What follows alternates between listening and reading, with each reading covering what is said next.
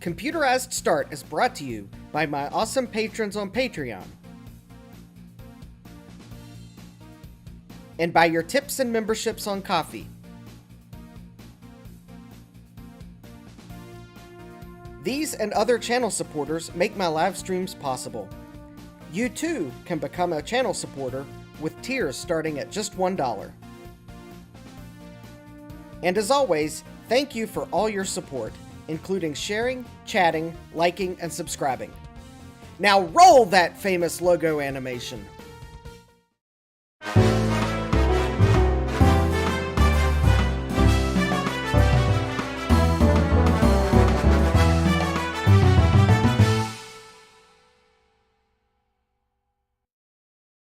Good evening and welcome back to Computerized Start Live. I am your host, Justin D. Morgan.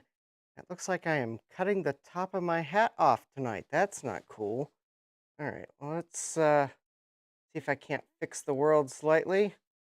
There we go. Now I don't feel like I'm cutting the top of my hat off. All right, let's see who we have in the chat. We have Dave's Vintage Apple Tech, Frank S., Trina's Technobabble. Sorry, Trina, I have no Apple II content save the scripted video I'm trying to work on. I tried to get some Apple II stuff at consignment at VCF East. There was things there, but it all sold before I could shop. So, yeah, sorry. There was an Apple III, but it was like $500 outside my price range, so that was a pass. Yeah, let's see here. We have 1-Bit Fever Dreams, K-Mac Vintage, Joe's Computer Museum, Everything is Broken Garage, Equisocial Skills, OCR Old Computer Rebuilds, and 2K Compliant. Welcome, everyone. Yes, I do have, I guess in terms of channel announcements, I am working on like 4 videos at the same time, which is going horribly wrong. 3 of them I'd like to get out before April ends, which, looking at the clock, isn't going to happen, so I guess I'll have to settle for 2 of them. One being the April 2 video I'm working on, the other being a project that's been sponsored, so I'd like to get that one out as soon as possible. The VCF East recap video is just going to have to wait because I have actually, I have more video to go through for the sponsored project video, but more video files from the VCF East I have to go through. So, yeah, that's going to come out when it comes out, and the YouTube algorithm will just have to deal with it. But yeah, I do have an April 2 video. I'm trying to get that out because April is like a couple days away from ending. Yeah, I know. Luckily, it's going to be a short April 2 video. So, yeah, I got to record the intro and outro and voiceover because the audio track is awful. One of the side effects of trying to record the footage while also being on Dave's stream, and also while running an ultrasonic cleaner, I am going to have to like redub the voiceover. Unfortunately, the ultrasonic cleaner is probably the bigger culprit, probably because I didn't realize which microphone I was actually recording on, because the battery in this, no, the battery in this didn't die. The battery in my receiver died. So at some point, it switched microphones on me, and I didn't realize it. And I picked up the ultrasonic cleaner in, like, Dolby surround sound. or might even be, I picked up the ultrasonic cleaner in THX audio. Because it's like, wow, in the video. Hey, Roger Jones, welcome. All right, let's see. Anything else in the chat before we get on to this PC? When can Joe move into my museum? Well, Joe, Well, you can move in whenever. I'm sure I have affordable rates. The only problem is you'll have to move to Virginia. Let's see here. Let's see here. How big is my basement? It is not rectangular, so I haven't. I don't remember the square footage I calculated because I had to actually calculate it out. It's uh, it's it's big. I think if I remember the dimensions of my house from the wall you can't see, which is like 4 feet away from the edge of my desk, to that wall, I think it is. Let's see here. I think the room above me is like 12 feet wide, and then actually, I think it's probably about 30 feet to that wall. If I remember the width of the two rooms and the length of the hallway, I think it's about 30 feet. But yeah, it's unfinished. The don't let the drywall you see right there fool you. That's like the only drywall in the basement. The rest of it's just the concrete walls, so it's uninsulated and unfinished. Therefore, yeah, it gets cold in the winter, and because the basement isn't all underground, it kind of gets warm in the summer too. But yeah, it's a pretty nice space. I hope to like paint that wall so I can move my shelves back against the wall like sometime soon. And yeah, let's see here. Any other channel announcements? Can't think of any. Yeah, stay tuned for those videos. I will get those out for channel supporter preview as soon as I can, and hopefully still have enough time so that at least uh, I can push the publish button before April ends. I may not premiere them. I may just publish them because I don't know that I'm going to have time to premiere them because April ends in like 3 days. All right. Oh, yeah. If you would, I guess the one other thing, because I am so awful about advertising my coffee page, I do have a coffee. I've set a new coffee goal. Link should be in the video description, or I'm sure someone could put it in the chat. And no, I will not be painting my basement Vanta black because then I will have so much trouble filming down here because the walls it would make the video look dark. I know the disco lights and the posters and the black lights would be tempting, but the Vanta black on the wall, yeah, it's would make filming hard. Now, a nice light gray, that might be nice because that would actually help with color balance as long as it's a nice pure gray. But yeah, Vanta black, that would probably not help things at all. Yeah. Why does my camera not want to set color balance correctly automatically? Yeah. Or Joe, yeah. Where is me? Where did I go?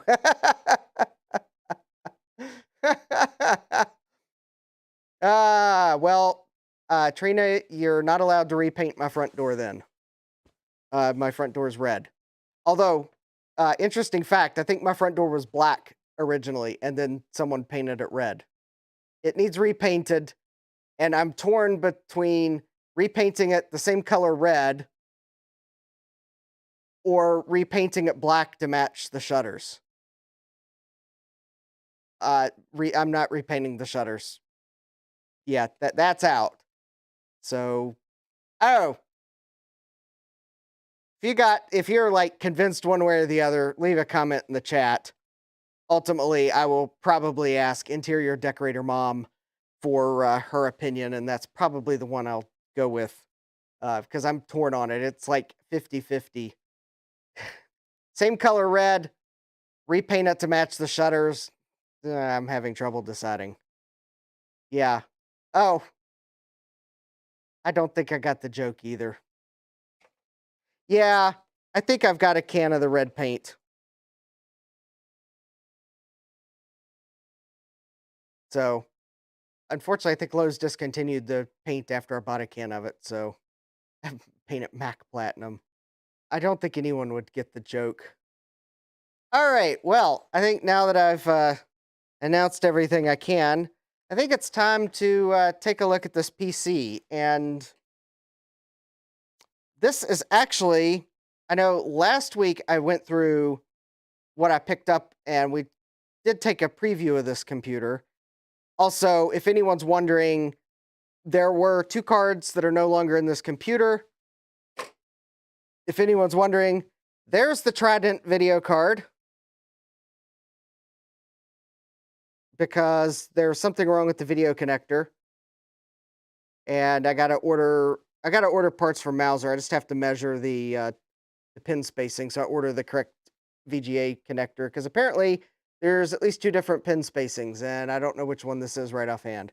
But I was going to pull one off of another Trident card, but then I realized, because those other Trident cards are in various states of not working, I'd probably better just replace this with a new VGA connector that I know works, because otherwise I could swap it out for another connector that's also been damaged. But yeah, so needless to say, this video card is not going back into this computer, but I am going to attempt to fix it, although I still think there might be something wrong. In addition to the connector was trash, I am, probably to Ryan's dismay, slowly reducing the number of Trident cards I see and impulsively buy, because at some point theoretically, my brain tells me that there has to be at least one good one out there. So, but let's just say that one of the videos I have in process might or might not have something to do with Trident video cards.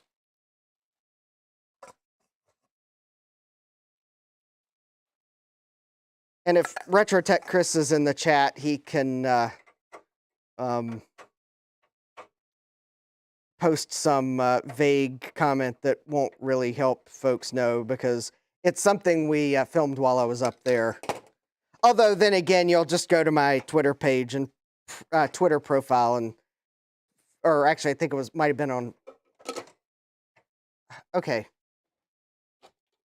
This is how I lose things. I set things in places, and then things fall over to where I can't find them, and then I can't find them. So therefore, I'm going to move this card to another place where inevitably the card edge bracket's going to fall off. Half red, yeah, half red, half black. You all are funny. Varda battery bomb, blue or green? No, a light blue would help. I've got enough things that are Varda battery bomb green that I don't need to paint my door that color. There were trillions and trillions of Trident cards made. Someone please tell the eBay sellers they're not worth what they want for them, because there were so many made, and at least the Justin D. Morgan statistics indicate that probably at least 90 of them are garbage now.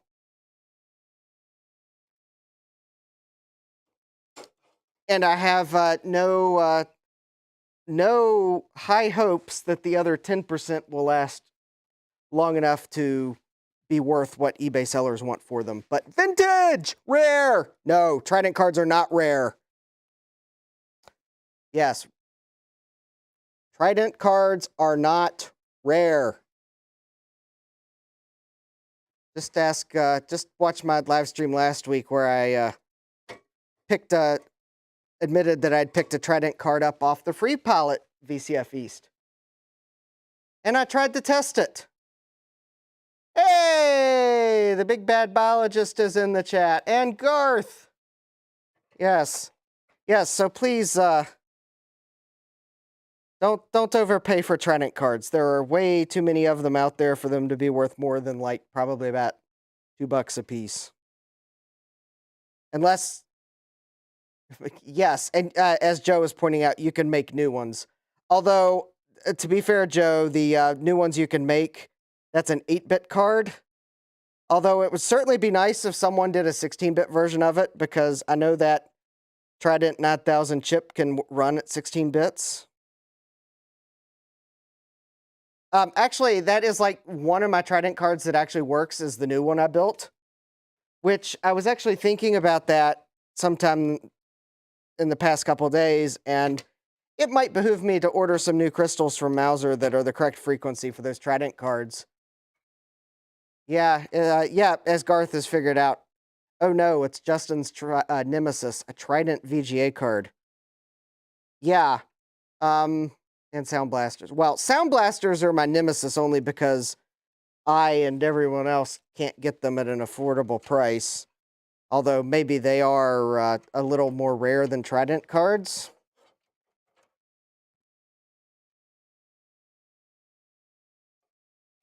Oh.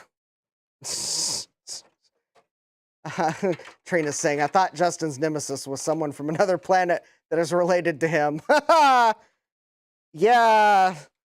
Star Trek jokes are in the house. Oh, yeah, I know. Well, Joe, as Trina will probably point out and then try to correct me on, I do silly things like run Windows. And I'm sure Trina is now probably typing something like, but you don't need a 16-bit card if you just run DOS. Yeah. So if anyone's wondering, I'm removing all the parts out of this case because I want to take a good look at everything. Last week I powered it up and everything was fine, but this week, well, I want to actually inspect the power supply. I want to pull these drives out and bench test them, probably clean the floppy drive, and I'd like to put a adapter board on here to replace the Varda with a coin cell battery so that I don't have to keep setting up the BIOS to every time I want to use it. Because the caching controller card that I'm going to put in here has a specific hard drive configuration at once, and it will not boot if you don't set the hard drive correctly. I know there are some other Super I/O cards I could put in here, and they would auto-detect the hard drive for me, but, well, I'm going to put my fancy controller card in here, because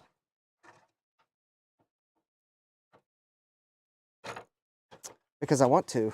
All right. Well, I got the motherboard out.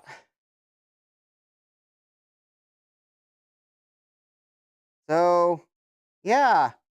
And yes, for anyone that kind of thought, does it really have a yes, it runs with NetWare sticker on it? Yes. This board apparently runs with NetWare. Yeah, Trina's telling me to stop using Windows. Well, my current coffee goal is to help me invest in a slightly newer MacBook of some sort so that I can actually continue to use it the ways I need to, including taking it to lunch and editing videos over my lunch break at work so that I don't have to drive home to do it. Because apparently, well, I can't, it's old enough that I can't install the latest version of, like, now I can't install the latest version of any of the software I need to use. Oh, that's weird. So, yeah. And then I can stop using Windows. Garth says, I think Justin needs to install OS2 Warp onto this. No, I don't think this is quite the right system for OS2 Warp. I think that needs an IBM of some sort, which I might have. And I'm not talking about the laptop Trina sent me, although I think I've got a better candidate for OS2 Warp.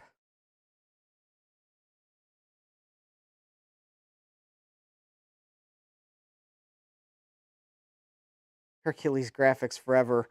Well, if you go check out B Bishop this is one of those times where Retro Tech Chris would probably point out the name of the channel. B Bishop.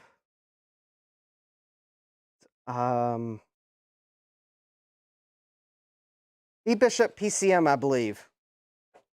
He bought an XT at VCF East, and he's got a Hercules card for it, and that's his project. So if you like Hercules graphics, I think he'll eventually get that XT running with Hercules graphics. I think he's, at least the last video, he was waiting on a keyboard. So,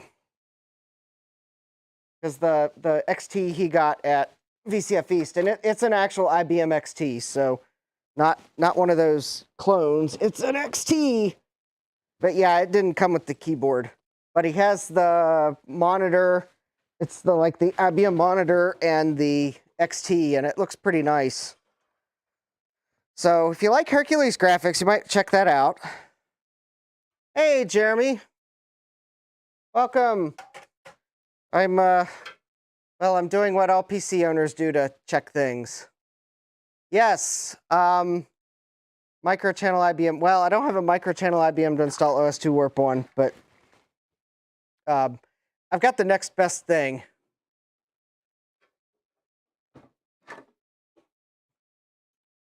I do have an IBM computer though. It's just not a 386. It's a Pentium, but maybe I'll install OS2 Warp on it.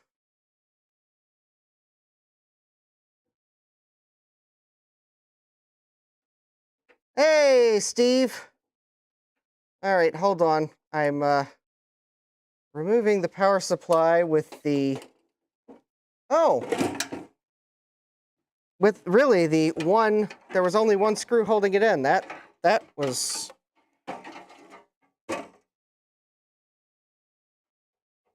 Yeah, all right, well, let's see if I can't remove this without damaging anything. Okay.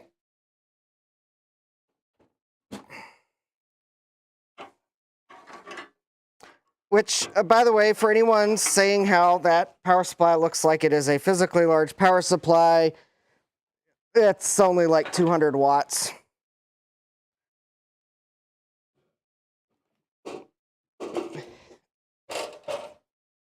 Nowadays, they'd make like a 1500 watt power supply, and it would be like the size of a deck of cards. Oh, 200 watts, excuse me. All right, let's take a look at this power supply. The scary thing is, I powered this up without checking it for RIFAs, and now I'm going to open it up and check for RIFAs. Oh, well, I'm going to have to break the QC Past sticker. What a travesty. But then again, this is one of those times where I don't care what past QC thought about this power supply. It's only about what this QC guy thinks about the power supply now. But I am going to at least try to find my knife to very cleanly cut it, because I don't think I'm gonna be I don't think I'm gonna be able to remove it otherwise without damaging it. So at least I'm going to try to cleanly cut it so that it's at least still there for appearance sake. But that would require me to figure out what I did with my knife.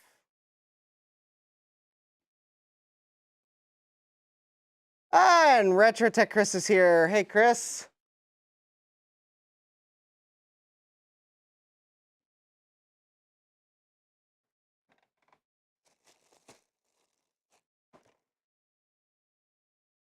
Yes, Chris, you'll probably be interested to know the we'd filmed 2 videos while I was up at your place in March, and I am one of the 4 that I'm currently trying to work on is that second video. Oh, cool. All right, well, check back in when you can, Chris.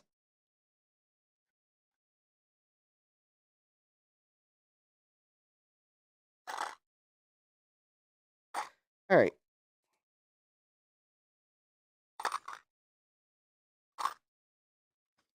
Okay, so I think to open this power supply, because there probably are instructions online if I'd look, but what would be the fun in that? I'm just going to wing it.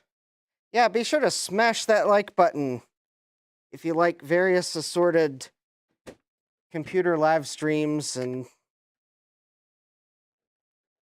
who knows, maybe even though next month is May Pro, I'll work on, I don't know,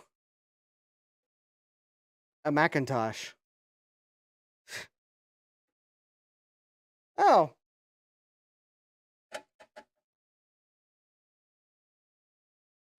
Actually, I think I will, I have there is, for May Pro, I do have a K Pro that I will be borrowing from someone. So we will probably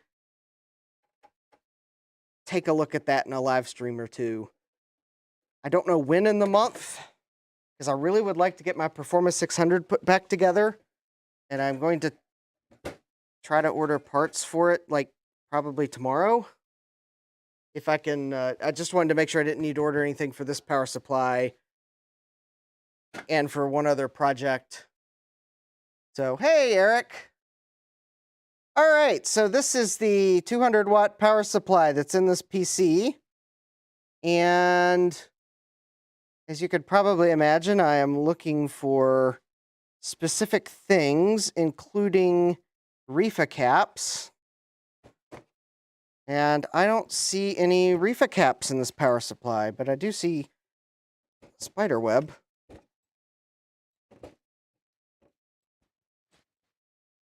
All right. Well, the capacitors seem to be in okay shape. I am kind of wondering what, there is some interesting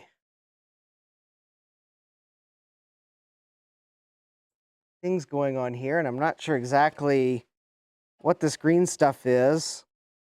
Although, okay, there's some green stuff in some other places. This must be some sort of either maybe conformal coating or glue or something. But then there's this brown stuff here, but that might just be old flux. So maybe this power supply is actually in decent shape.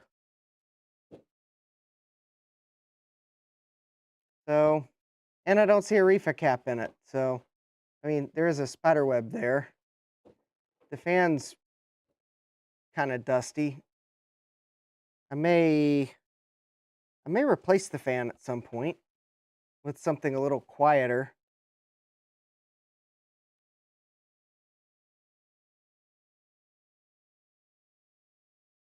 But, I mean, it looks like it's in good shape, so yeah. Could be degraded glue. Yeah. Yeah, it doesn't need immediate recapping.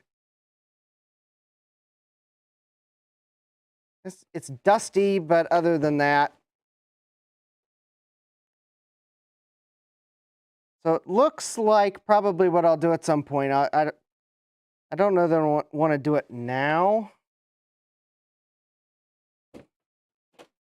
And if I can figure out what brand power supply this is, there may already exist, but I'll have to create a cap list for this. No, this appears to be a very generic power supply, which that actually doesn't surprise me.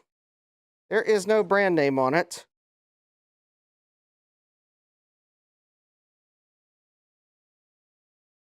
That can't be right. This power supply has a date.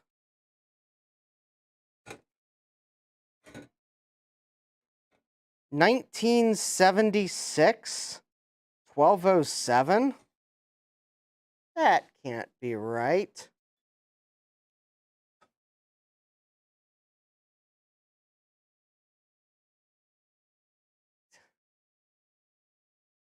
Yeah, I'll check resistance on that brown glue. That's a pretty good. I think that that green stuff under that cap could be solder mask or some sort of epoxy. That can't be right. This power supply can't be that old, can it?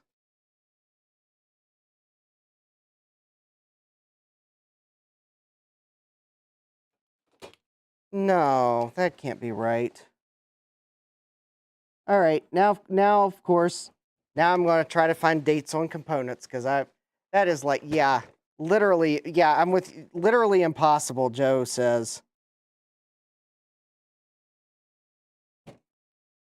Yeah, literally impossible. Okay. There are a few ICs in this. They should have date codes on them. They're kind of dust covered. Yeah, I don't think this is a prototype. I mean, if it is a prototype, I'm going to I'll sell it on eBay for $1,000. Bill Gates rare. Because I can't say Steve Jobs rare because this isn't for a Mac. Now that might make a bit more sense.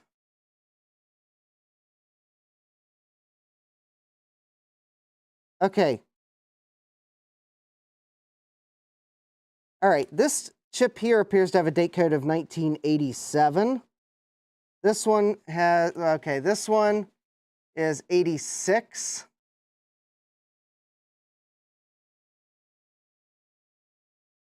Yeah. Wait a minute. 76. Well, all right. So I'm going to go out on a limb and say that even though that is stamped 76, that whatever company made this, that 7 is probably for 1987 because there's a IC in here that has an 87 date code, so it can't be 86. But I'm wondering if the 6 is maybe a line number or something. I'm wondering if they were just kind of too cheap to buy a new stamper and the stamper didn't have 87 or whatever. I'm wondering if this is like 1987 December 7th or possibly July 12th. But actually, I'm probably going to say Roger's thinking 88 to 90. I'm wondering if that is December 7th, kind of late 87, because this NEC chip here is week 40, 8740. So that, yeah, that can't be July 12th. That must be December 7th. But that's weird that they have, it could be 86 and they stamped it wrong. Yeah. No, it can't be 86 unless this was repaired, reworked at some point. But it doesn't look like it was reworked. Although I guess it could have been, but all right, either it's 86 and it got reworked at some point, which I'd have to pull the board out to figure that out, because this chip has a date code of 87 on it.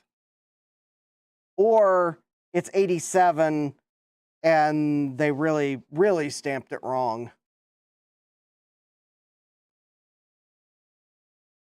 I mean, this is a no-name power supply.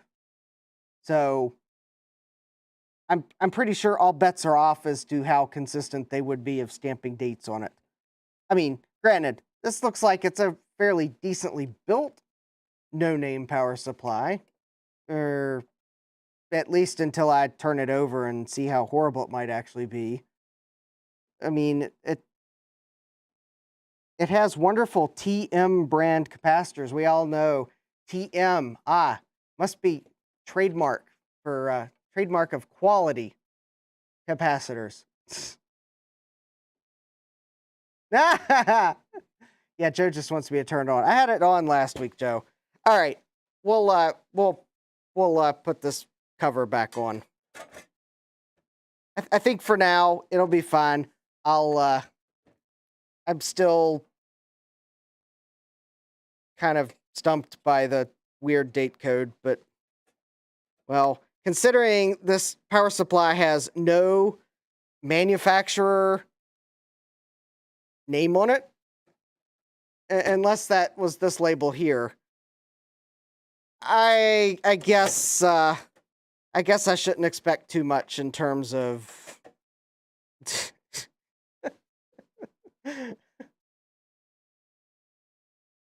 need some dust smoke bombs, yeah.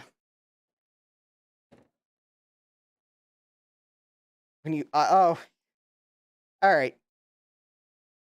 We'll turn it on in due time, Joe.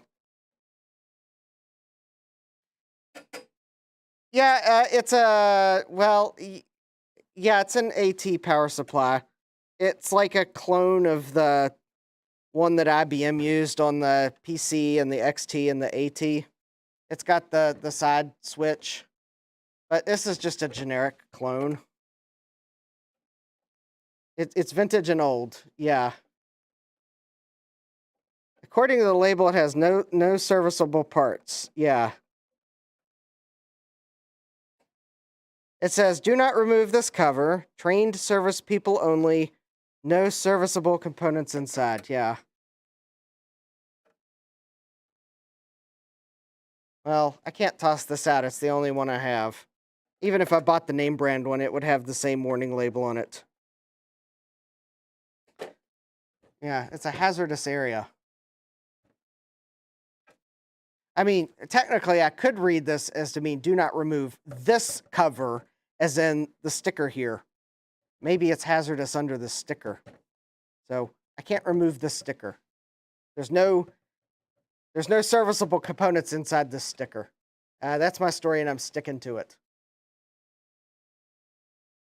IBM did not release the ATPSU until 81. Yeah, I know.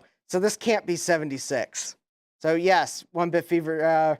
Thomas Armstrong is correct. This can't be 76 because IBM. Because I'm not aware of anyone using a power supply like this until IBM used it. At least it does have a nice, satisfying, chunky noise. But yeah, beats me as to what brand it is. Yeah, no user serviceable parts, but they never met us. Yeah, you're right, Roger. Okay. Yes, and it would be more dangerous in the state of California for sure. Everything's dangerous in California, apparently. All right, so let's take a look at this motherboard. There's like one thing I do want to do to it, which means I'll have to go grab a board.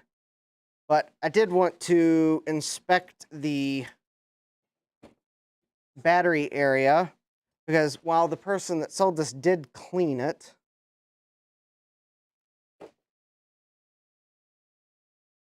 actually it does look like it is fairly well. I mean, I do see just a little bit.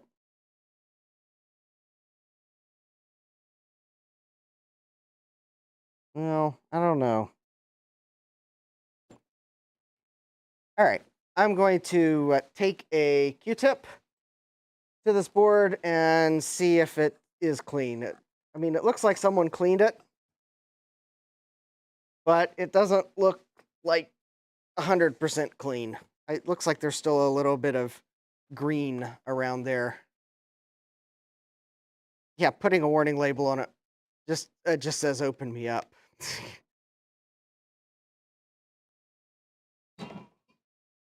Yes, Michael. I will eventually do some game videos. Maybe one of these days.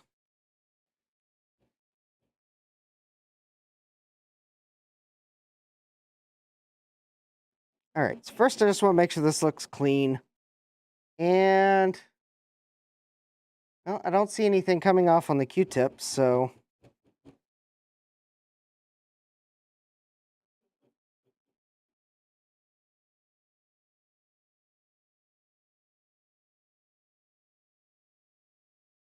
well, okay.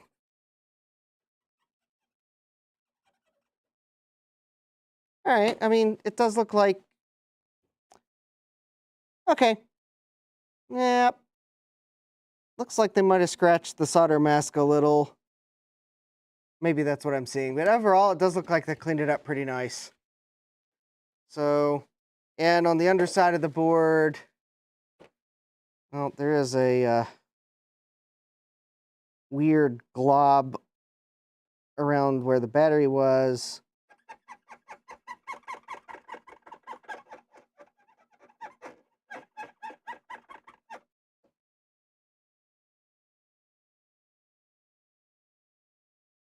Okay, something did come off the board there, but I'm not convinced it had anything to do with the battery.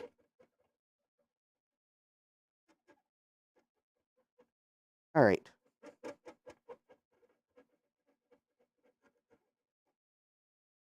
Okay. So, there is one thing I do want to do to this board. There's one mod I'm going to make. And that is, I am going to, are the upgrades ready for some heart-pounding Norton utilities? Okay, you are too funny, Michael. Too funny.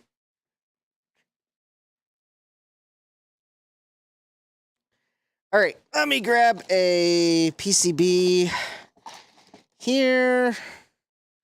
Actually, let me grab one of those, and I'm gonna grab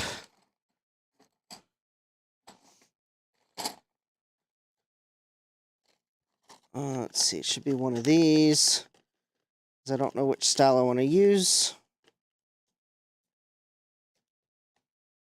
Okay. And let me find my box that has the parts. I think it's this one here.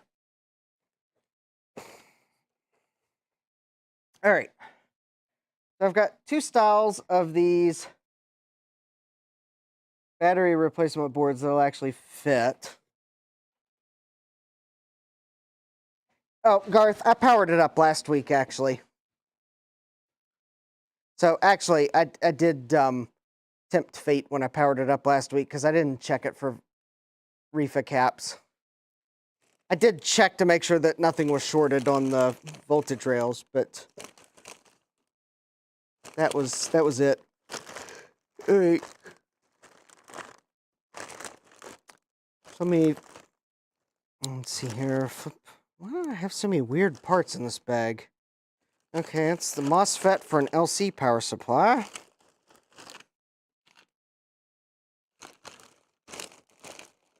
At some point, I'm going to get back to a project and realize that I needed 74 series chips, and then I guess I'll know what those were for. All right. So I'm looking for the battery holders. See, those are tantalum capacitors for something. Schottky diodes. More Schottky diodes. Capacitors. There's those. Capacitors. There's those battery holders. Ah, and there we go. There's those. Okay. So, I've got two of these boards here. Let me set this to the side for one moment. So, these are some not Varda boards that I had made. And I'm going to try to figure out which one I want to use.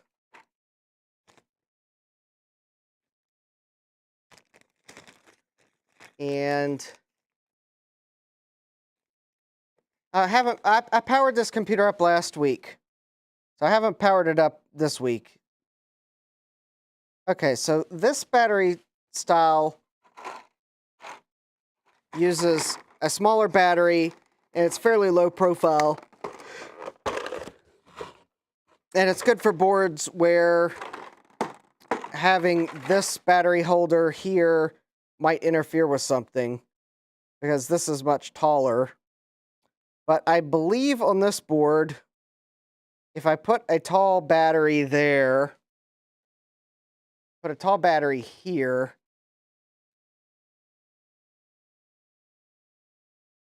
I don't think it's going to interfere with anything. Plus, it's a whole lot easier to get the battery in and out. because, so if I put this here, and I'll have to put it on some standoffs, but yep, I don't think it'll conflict with anything. So there we go. So I'm going to use that one there. Use that. I'm going to use that style, not a Varta, on this board. Now, if anyone wonders, like, one computer I used one of these on, I have an SE that I replaced the PRAM battery with one of these not a Vartas. It was just a little bit short. The pin spacing wasn't quite right. I'm actually tempted to maybe see if I can redraw these to make them the correct spacing for a Varta battery, or for one of the Mac batteries. And this was unnecessary because these are actually designed to prevent charging, but they use a very low, they use actually a charge controller chip, which is basically like an ideal diode. So the voltage drop on these is very low. But yeah, my Mac SE that I took to VCF East, it actually has one of these in it, so it would save the PRAM settings, because this style was too tall to fit the logic board in. So I had to use the shorter one. I just wish they were spaced correctly. Now, Jeremy's probably wondering about his board, and it actually, given the space constraints on the SE, I actually did look to see if it would fit, but it was actually too big. I haven't ordered your, I know, Jeremy, you revised that board, and I keep forgetting to order those. Maybe I should go back and order those, because I have some credit with one of the PCB manufacturers. I should probably just order some of those. So, I don't know how these work, Thomas. I tried reading the data sheet, and I have no idea how they prevent reverse voltage flow. All I know is that they seem to. So this is the part that goes on this board. If anyone wants to look at the data sheet, you're more than welcome to try to explain in the chat how these work. All I know is that they do actually seem to work, so I use them. And I haven't had a battery on a board that actually does charge the battery pop yet. But I can tell you the voltage drop on these is, like, very low. So, anyways, this is what this board uses. It uses one of these. These are, I guess in the grand scheme of things, these aren't really that expensive. In fact, actually, if you look at the not a Varta bill of materials for this style board, the part that they suggest is these, which I actually ordered some just in case the cheaper ones I found didn't fit. These are like really, really expensive coin cell battery holders. These were like several dollars a piece, I believe, which made these cost more than the these little Maxim chips. I found these battery holders. They are a much more affordable one. They're like maybe $1 a piece, maybe a little more than $1 a piece, which makes them, I still think these are more expensive than the charge controllers, but because I think the charge controllers are like 90 cents a piece, but at least we're not like in really silly price difference territory. So, anyways, so I'm going to put one of these together because I suspect this, since it had a nickel cadmium battery on it, it will try to charge it. And I'd like to at least have a battery to keep settings when I'm actively using it. So it is there. I got one repair to do. So let me set this motherboard to the side. And let me set my parts box to the side. And let me...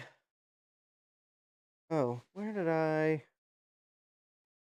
Oh, those didn't make it downstairs. Oh, there we go. All right.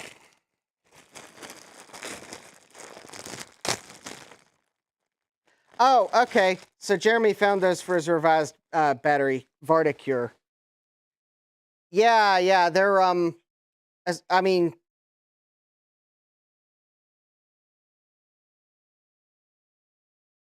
yeah, I couldn't tell you how they work because I'm not a electrical engineer. All I know is they do seem to work, and I haven't had a coin cell battery pop yet. So it's kind of hard to actually measure that they're working.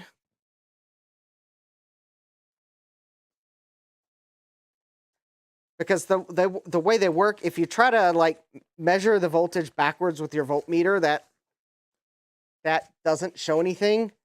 But I think I might have been able to see them working when I went to resistance mode with my voltmeter and measured resistance backwards, because that actually does try to drive a voltage into what you're testing.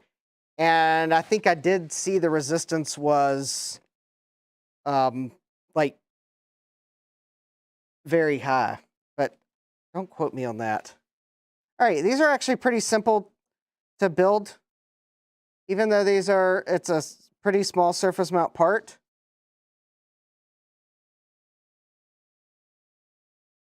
Yeah, Roger's like, right, with a PC, you can blame the PC for problems. With a Mac, you must be doing something wrong. Yeah, that pretty much sums it up. Oh, I think I need to remember to order more of these chips from Mouser, although I think I did, but I don't know where they are.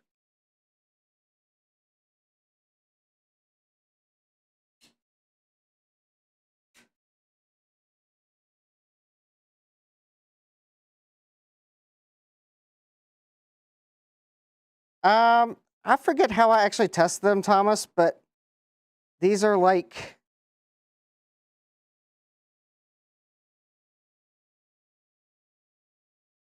I don't know. These are like weird chips. If you pull the data sheet up, um, maybe I did, I don't know. Maybe I did measure them with it backwards, and I don't remember. Well, I'll put this together and then I'll try to measure it. I do know that they are somewhat weird in the way they measure. So, also, I think it might help. I think it also helps when you clean the flux off the board. All right, so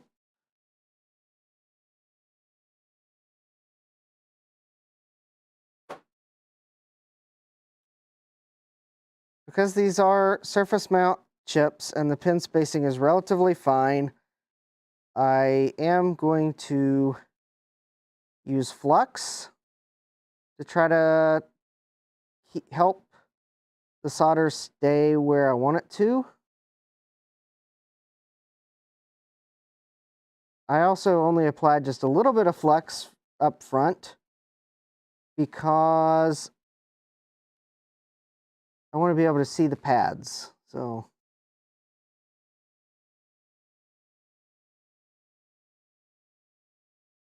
you're probably thinking,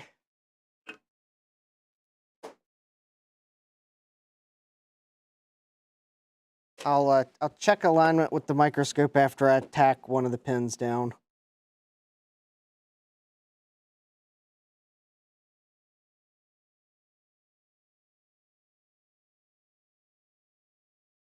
All right. Okay. Now it's time for microscope alignment check.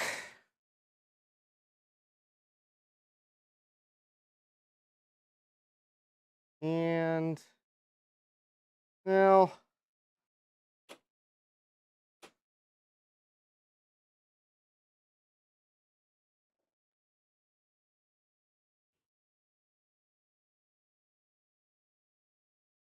all right.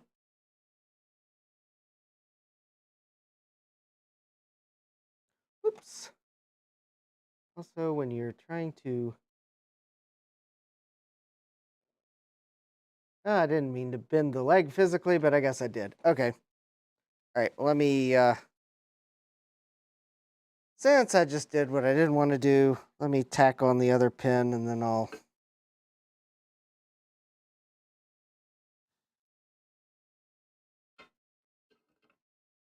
All right.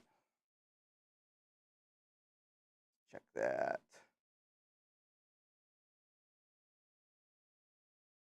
All right, I think that will solder together nicely. Twist it a bit, line it up, solder. Yeah, good idea. Let me do that.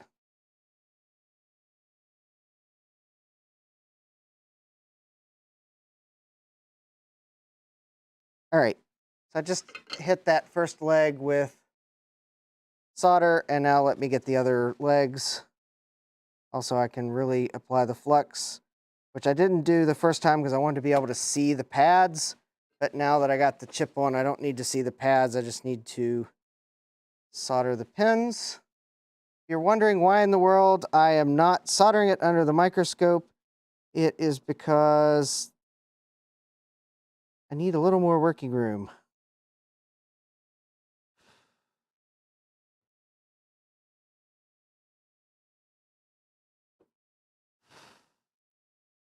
There we go.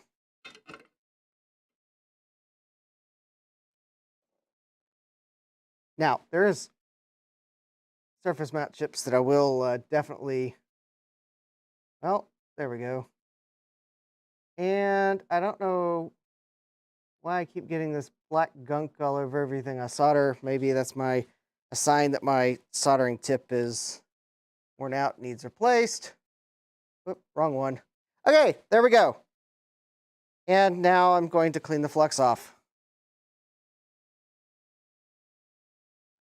Oh, I think I know what I was doing, Thomas. I think now that I remember, I think the test that I tried and it didn't work was when I just tried to test this chip without the battery in circuit.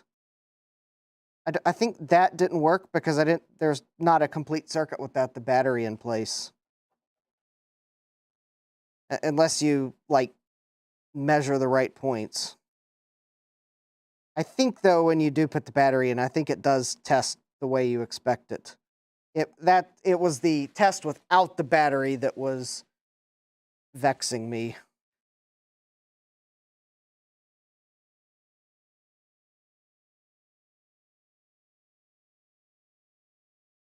And maybe I should have soldered the battery holder on before cleaning it, but then again, what I wanted to do was clean it so that I could do this and just check it one last time without any flux on it. And yep, it looks like we are good. All right.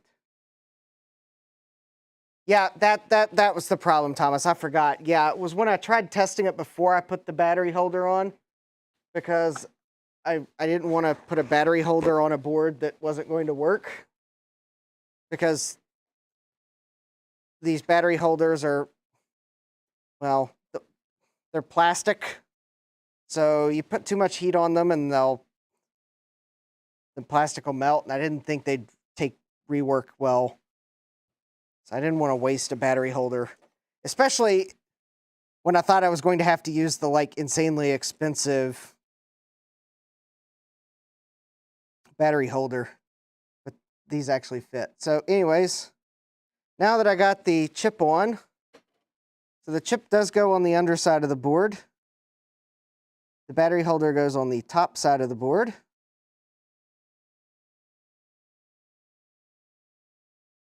And now we'll just solder those 3 pins. Oh, Joe just got free samples for some testing. I'll have to catch up with the chat here in a moment.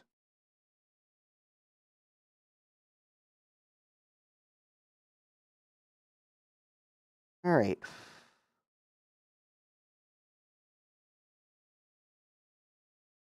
And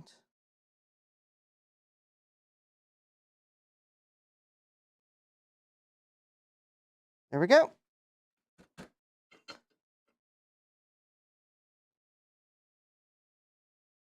So that should be good. I got the battery holder soldered in.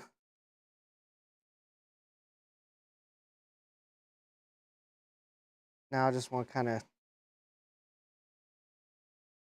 clean it, clean the flux off because there's flux in my solder. And now let me, all right. Now that I got that put together, I'll let that dry a moment. Let me get the motherboard back over here. So I am actually just going to use some solder braid to get this solder out because I think that will probably work best. Although I'm going to add some new solder and then I will remove that solder.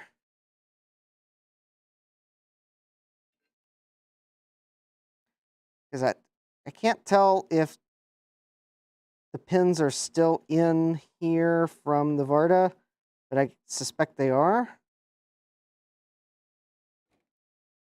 But I'm going to freshen up the solder here.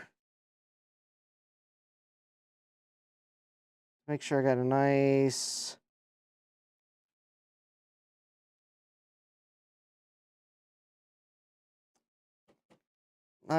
blend that should then just wick right out. So one.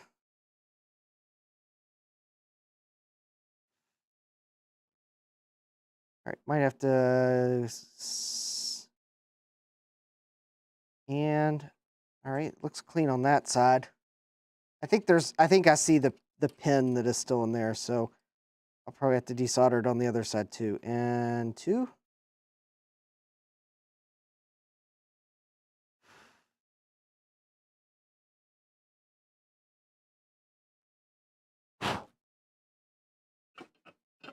Actually, I think that one via is actually clean. Actually, I don't think it had a pin in it because it's clean. I got all the solder out. I think this one has a pin in it still.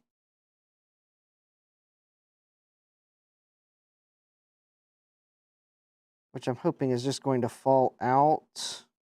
Otherwise, I'll get the, yeah, there's still a pin in there.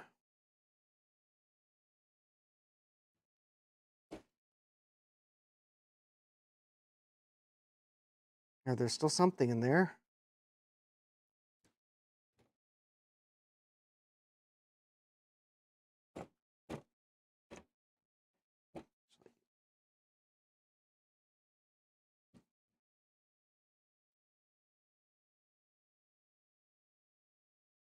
All right. Oop.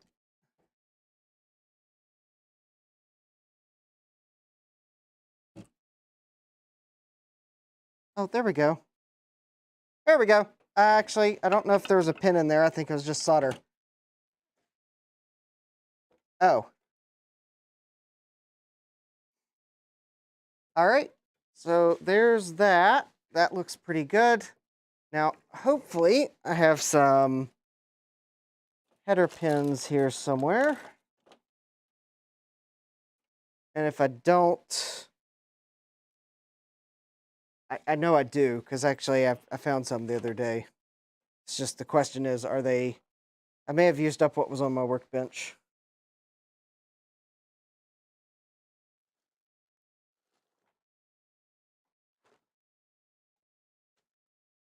I think I need to order more of the header pins that I like.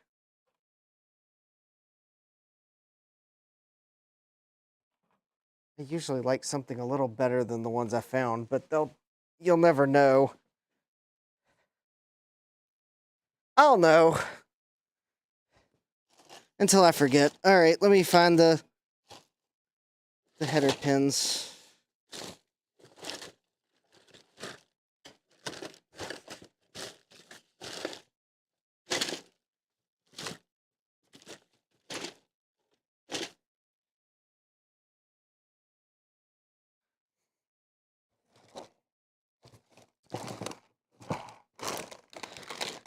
Because, of course, when I found them the other day, I didn't need header pins, so I left them where I found them.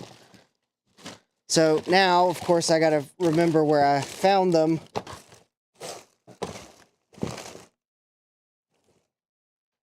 Well, in a pinch, oh, here they are.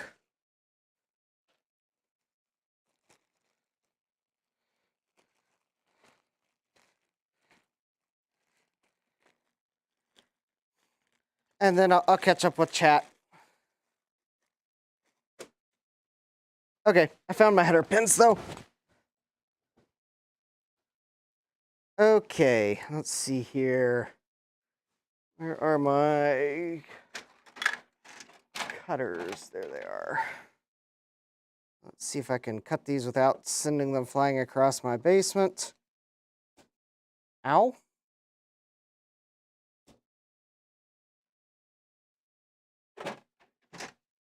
Don't worry, I just simply shot it into my finger at close range with the force of cutting the pin. It just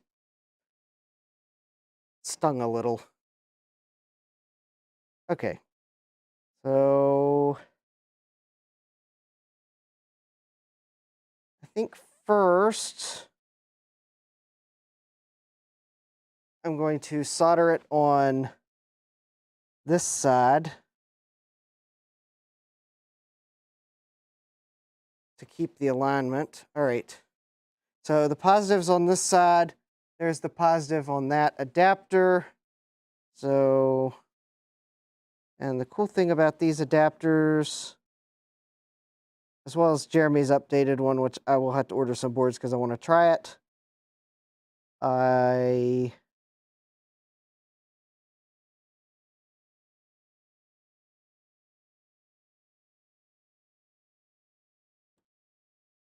There we go. They fit right in the place of the Varta battery.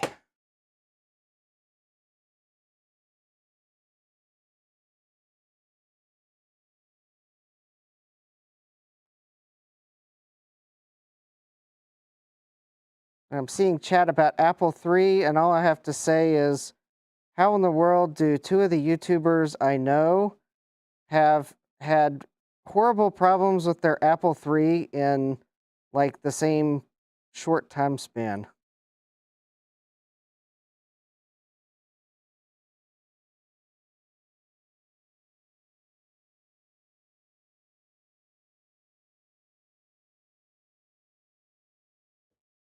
All right, there's one.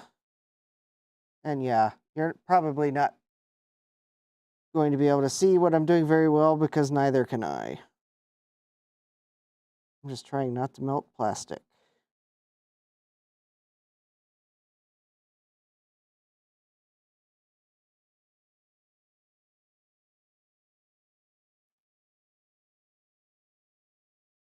All right. Oh, no, I didn't hear, Joe, that you and Will are clones.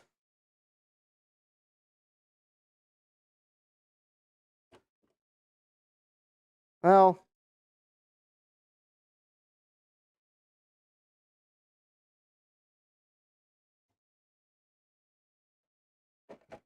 it did kind of make me not want a Apple III as badly, knowing that they just sometimes have like all of their logic chips fail. So I guess that leaves more for everyone else, right?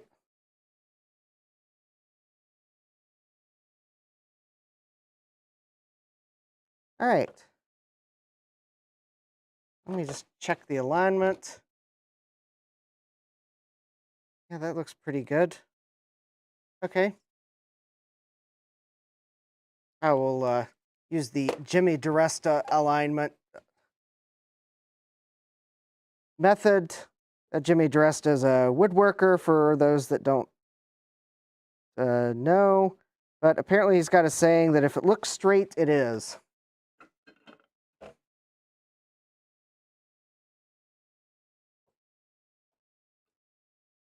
So I'm not going to measure that adapter is on perfectly square, but it looks like it is, so it is. All right, let me cut those pins down on the bottom.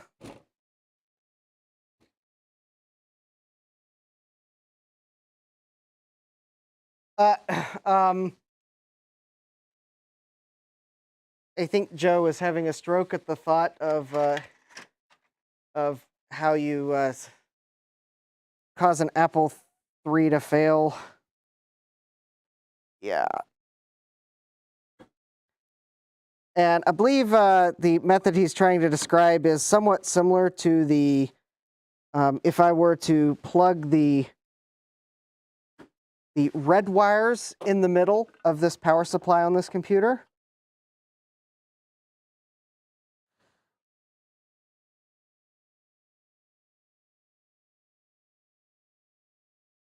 Because I have a, I think there's a little saying that goes something like, red is dead. So yeah, if you're plugging in an AT-style power connector,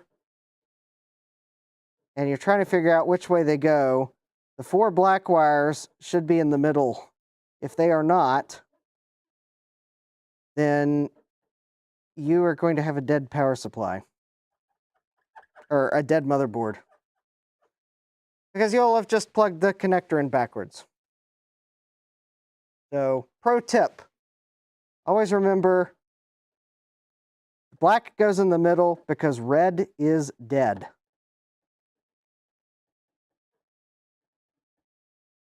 I'm sure. Yeah, red on red, system dead. Thank you, Joe.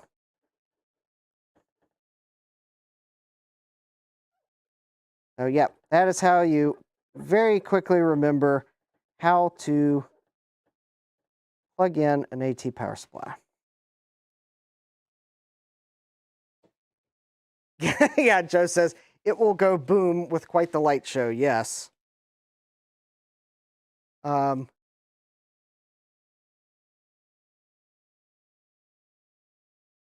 Yes, so anyways.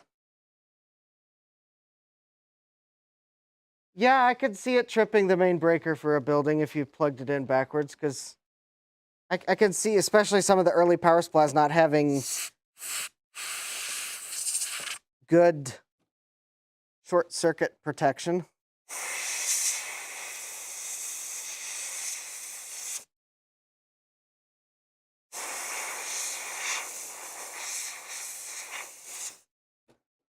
All right, all right, so there we go. Now I've got a battery adapter on my motherboard, so I will I'll take a moment to catch up with the chat. Just want to let the isopropyl alcohol finish evaporating. So let's see here. All right, we will go. Let's see.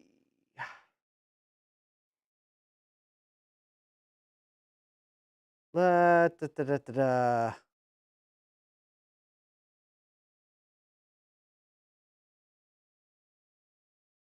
Let's see. Okay. There's some chat about pin headers for something. Yep, Thomas Armstrong confirmed the battery needs to be in to measure that diode correctly. Samtech sending Joe some samples for science. Yay. 1-Bit Fever Dream started a playthrough of Star Control 3 in Windows 98 SE. Sounds like fun. Jeremy's asking 0.1 inch equal 2.54 millimeters. Yes, that would be the same pin spacing. Oh, sounds like my I guess it was Diablo 2 playthrough where I never finished it back in like 2005 or 2006 until like a year or two ago. Or well, a couple years ago. I found a way to play the game on a more modern computer. Of course, now they remade the game for modern computers, but this was before they did that, so I had to find a glad to OpenGL conversion library. let me finish the game. Let's see here. Da, da, da, da, da. Eric says, none of the people that were mean to me in high school use computers.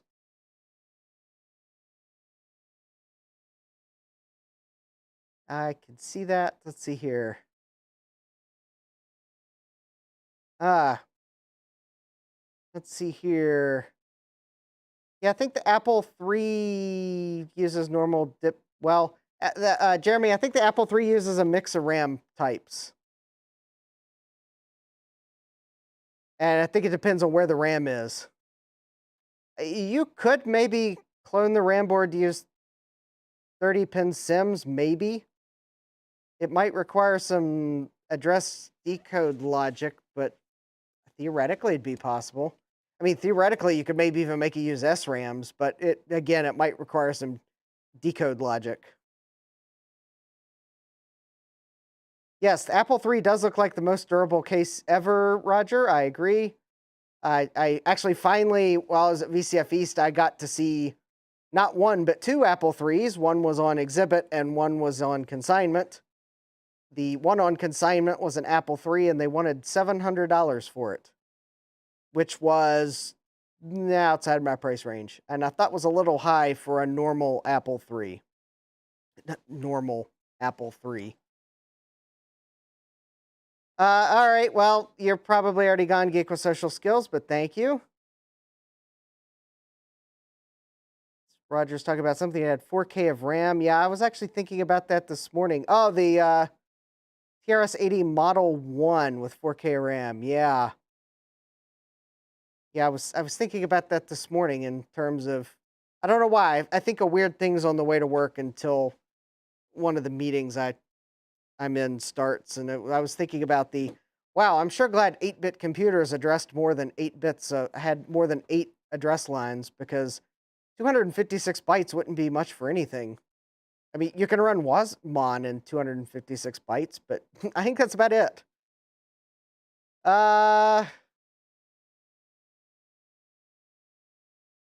Let's see here. Yep. Yes, Joe, I agree that Will and you are clones. Thomas says, send an Apple III to Javier for repair. It would at least come back nicely retro-brighted. Yeah, Dave says, they are brothers from another mother. Yeah. Oh, Roger then says, save on shipping without, send it without the case. But the thing is, if you send the case to Javier, it'll come back retro-brighted. Let's see. Joe's Apple III failure is a very particular issue caused by putting the power connector into wrong. Oh, putting the power connector in wrong. Yeah, yeah. Ouch.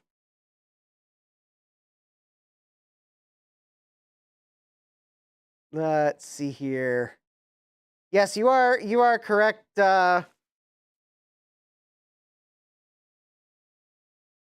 My chat scrolled.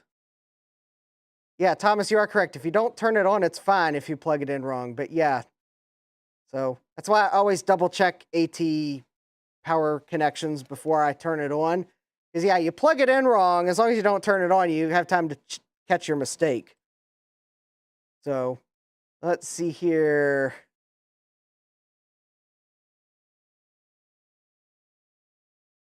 Let's see here. Yeah, Joe's saying that the last story he heard about it, it tripped the main breaker for the building. Yeah.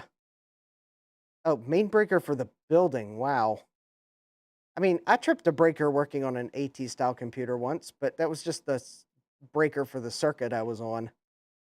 That was also because high school me had the faceplate of the computer off and the power switch mounts on the faceplate.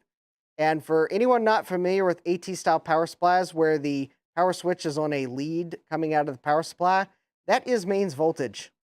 So I managed to touch. Luckily, I was holding on to the plastic case part, so I was fine.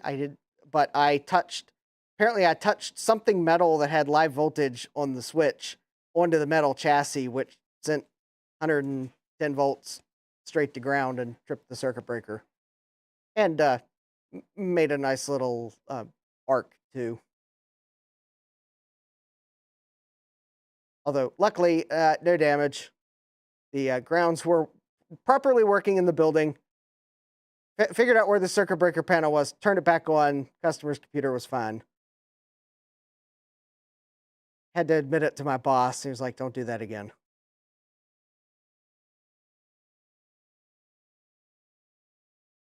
Oh, oh yeah, Dave's telling me I have plenty of time to pick out my Halloween costume for his next Halloween live stream, which he's already scheduled. Yeah, I'll have to think about that. Yeah, Jeremy can doesn't need a costume. He can be quite scary on his own. Yeah. Trina will dress up as a naughty computer tech.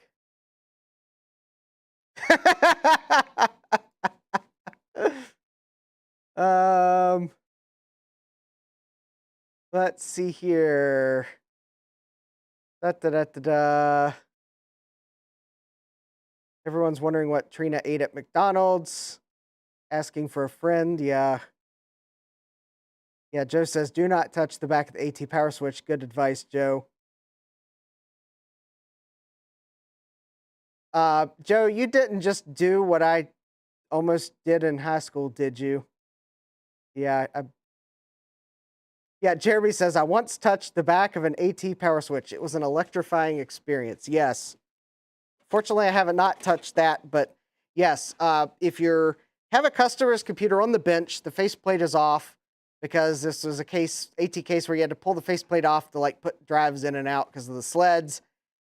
Turn the computer off and unplug it before you put the faceplate back on. Yeah. Word to the wise. All right. So, got the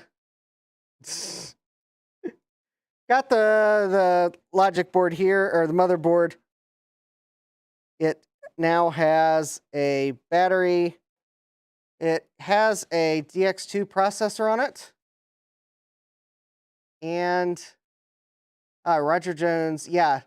Other good advice that people are mentioning in the chat. Thomas Armstrong says, don't touch the anode of the CRT when on. Yes, good advice. Roger Jones touched a Mac Plus analog board while it was on accidentally in 1988. Hasn't made that mistake again. Yes, definitely. Yeah, ouch. Mind you, I think the analog boards actually scare me a little more than the CRTs. Hey, Jack68K, welcome.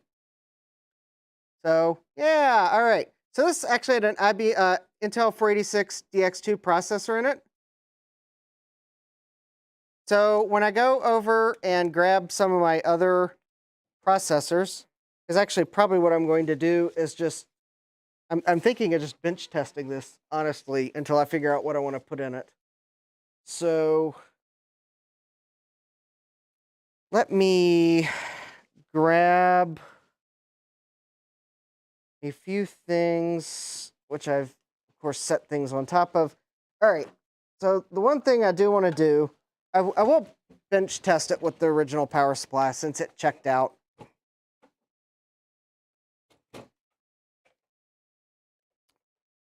Oh, that's right. There was one other thing I wanted to do. So there is this power lead on this power supply that is actually cut for an unknown reason. I do not know why it was cut, because that was quite possibly done a long time ago. I don't have a good enough Molex power cable extender to splice in its place. But I obviously don't want this to short out on anything. So I was going to take some heat shrink tubing and let me see if I can find the correct size heat shrink tubing. Just kind of wanted to... All right, I think this is the correct size for these wires.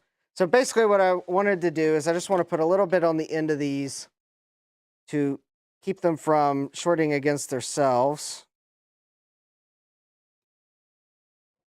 And then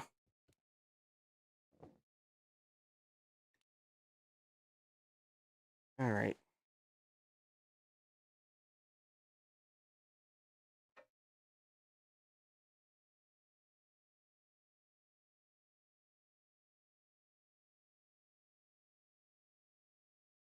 I gotta order honestly, I will probably order some Molex connectors and pins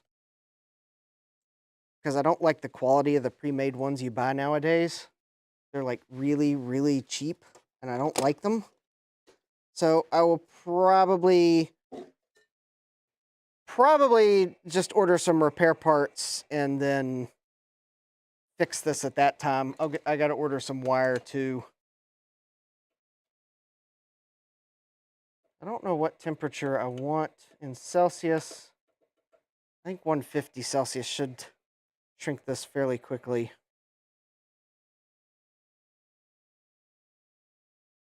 Oh, or I can find a dead power supply, that too. I don't have any dead power supplies at the moment. I'm sure actually if I wait long enough at work, one will inevitably end up in the scrap bin. Yeah, I might do that too, because those are actually usually pretty nice power connectors.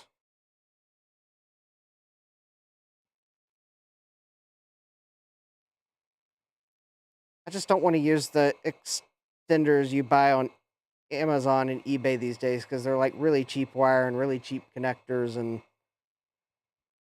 yeah, the old power supplies would actually have probably actual Molex connectors on them, and those are the really nice ones. So that's what I'll get to fix it. And then actually because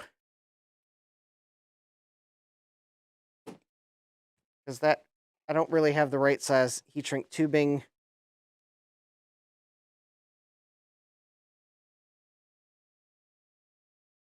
So I'm just going to, actually, I think that might be too big. Oh, maybe it's about the best I have. I'm just going to do this.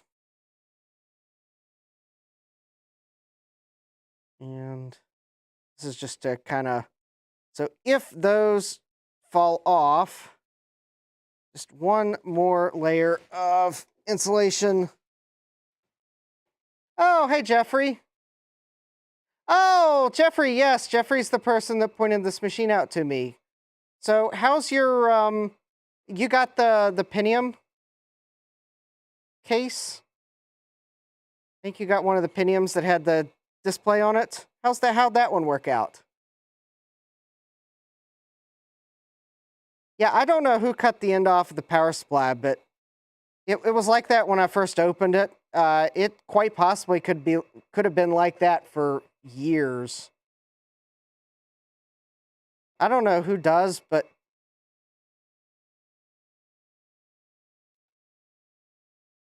at least I'm going to make it so that I don't have to worry about that shorting out before I can splice a new Molex connector on it.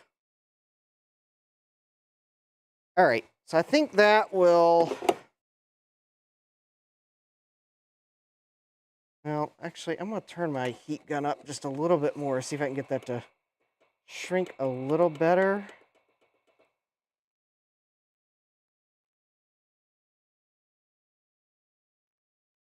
There we go.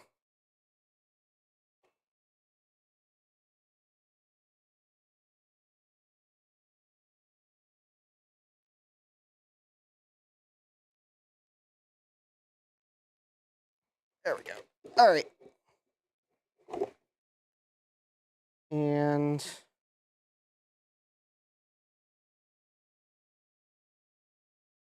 there we go. All right. Oh, cool. And while it was still warm, I kind of pinched the top closed. So there we go.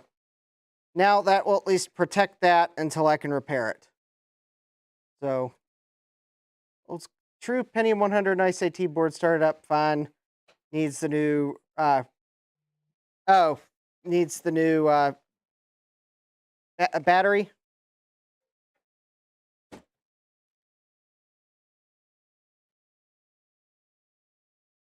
Yep, I just this one as you probably remember, this one had the battery removed. So I just put a Nada Varda on it that I just built. So it's got a clutch battery now. So, yep, and that was, this is the power supply I've got here on the bench is the actual one that was in the case, just for purposes of this stream. I decided I was going to just bench test this. So I guess, Jeffrey, the one thing, I actually did power this computer up last week on my live stream last week. So I do know it works. Yeah, it powered up quite nicely. I had to put a boot disk in it, of course. The Trident video card that was in it had a busted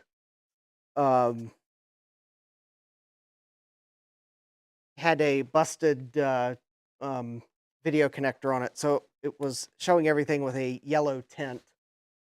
So I've got that card right here. So I realized I gotta order some VGA connectors. I realize for anyone joining late, that card might really not be worth bothering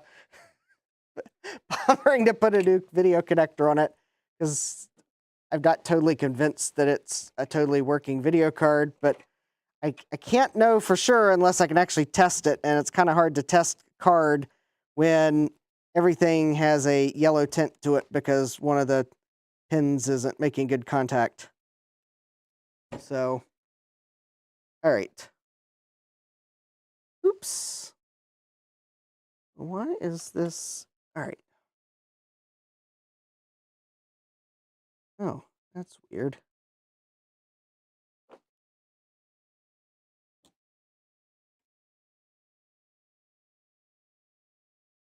Huh.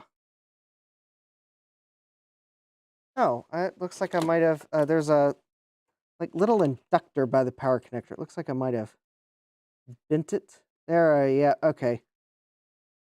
I must have bent it while working on the board. The power connector won't plug in.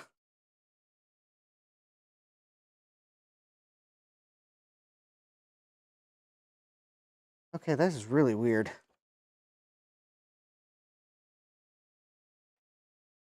I know I've got it. Okay, I know I'm plugging it in correct.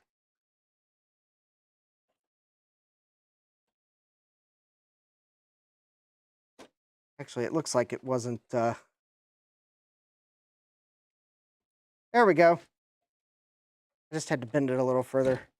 There we go. Black's in the middle. Oh, Roger, I've already tested this. But yeah, I will probably, just in case I did do something stupid.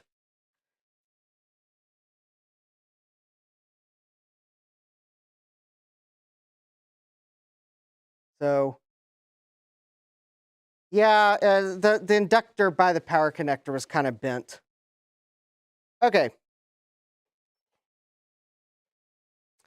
So I think I'm going to first power this up with the processor that came with it, because I actually have another DX266 if I do something stupid to this one.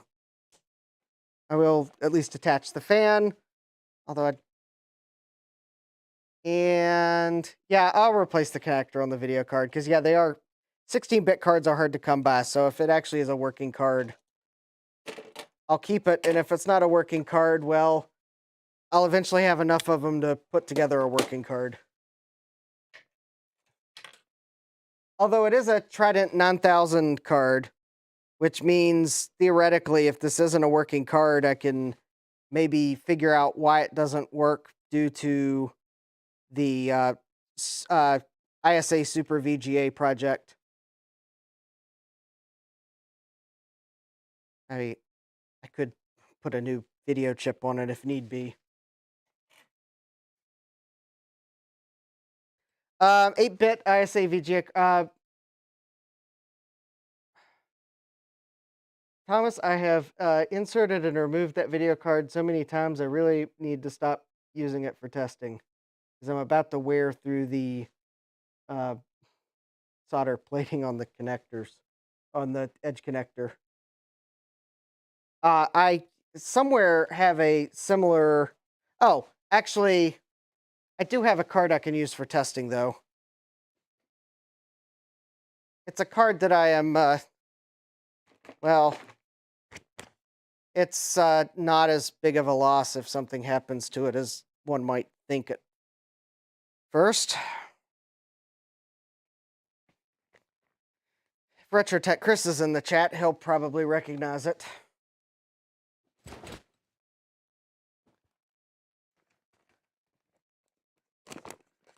So it is a 16-bit video card. And there's a, well, I'm not going to spill the beans as to why I'm willing to risk it, but yeah. Okay. So I'm going to use this card. I mean, probably someone could figure out, probably reasons why Justin might be willing to use a particular card for testing.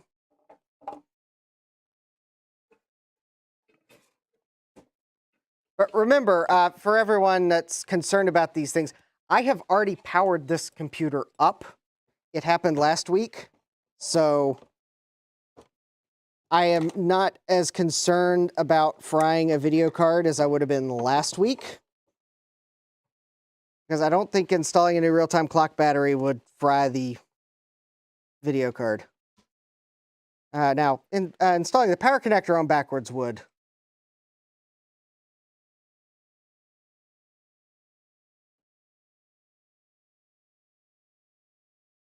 Yeah, Thomas, I have inserted and removed that 8-bit card, like, lots.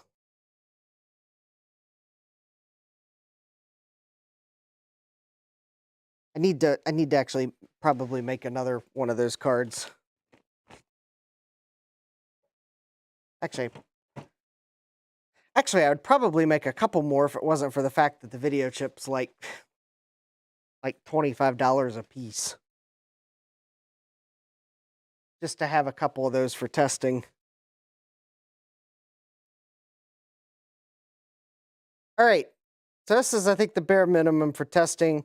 I got a video card. I've got RAM in it. Power connector. Black connectors are in the middle. Got a heatsink on the fan. I think my capture is set to VGA 1. Yep, I got RAM. So 3, 2, 1. I do not have the real-time clock battery installed at the moment. I don't have a keyboard connected either.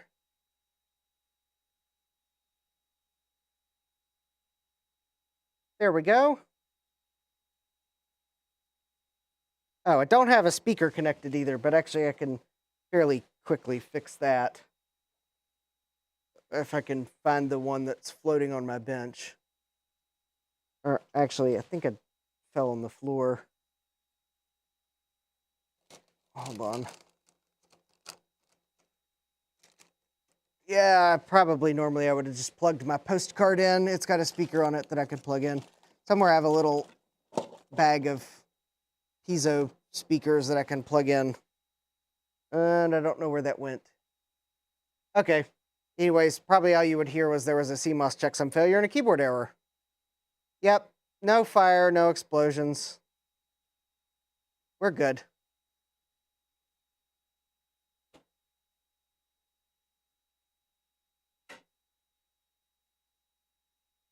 Well, Joe, I don't know what we'll do with 32 megabytes of RAM, but I could actually install another 16. This board supports 48. And I actually have the RAM to do it. But yeah, this board actually supports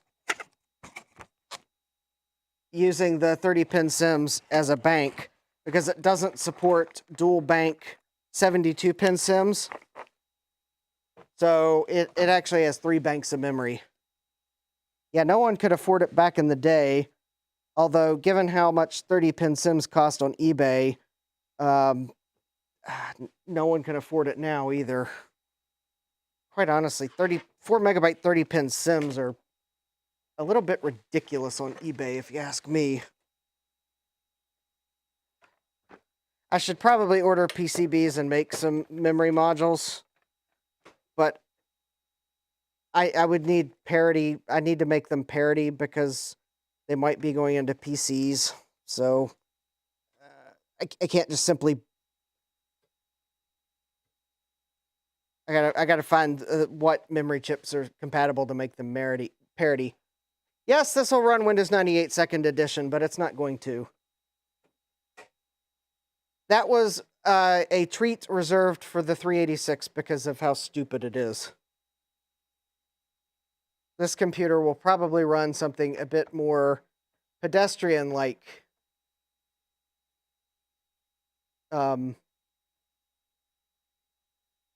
Like maybe Windows 95, but Windows 3, probably Windows 3.1. I think I'd really like to have a 486 that runs Windows 3.1, because I think it's a good DOS gaming system. All right. Let's see if I've got this real-time clock battery.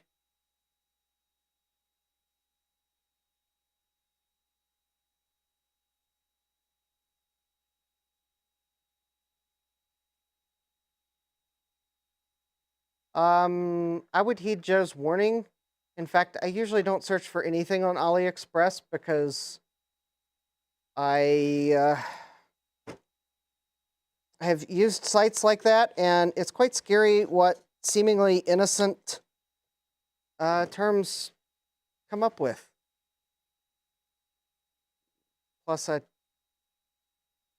not sure I really would want to give my credit card number to AliExpress. Let's see. It is 9:53, which means it is 21. There we go. That should be close enough. All right, so for the caching controller card that I'll be installing here momentarily, you have to set the hard disk C type to 1, and the caching controller card will overwrite the area with the actual settings. So let's see here. Actually, that's enough just to see if it saved the settings. All right.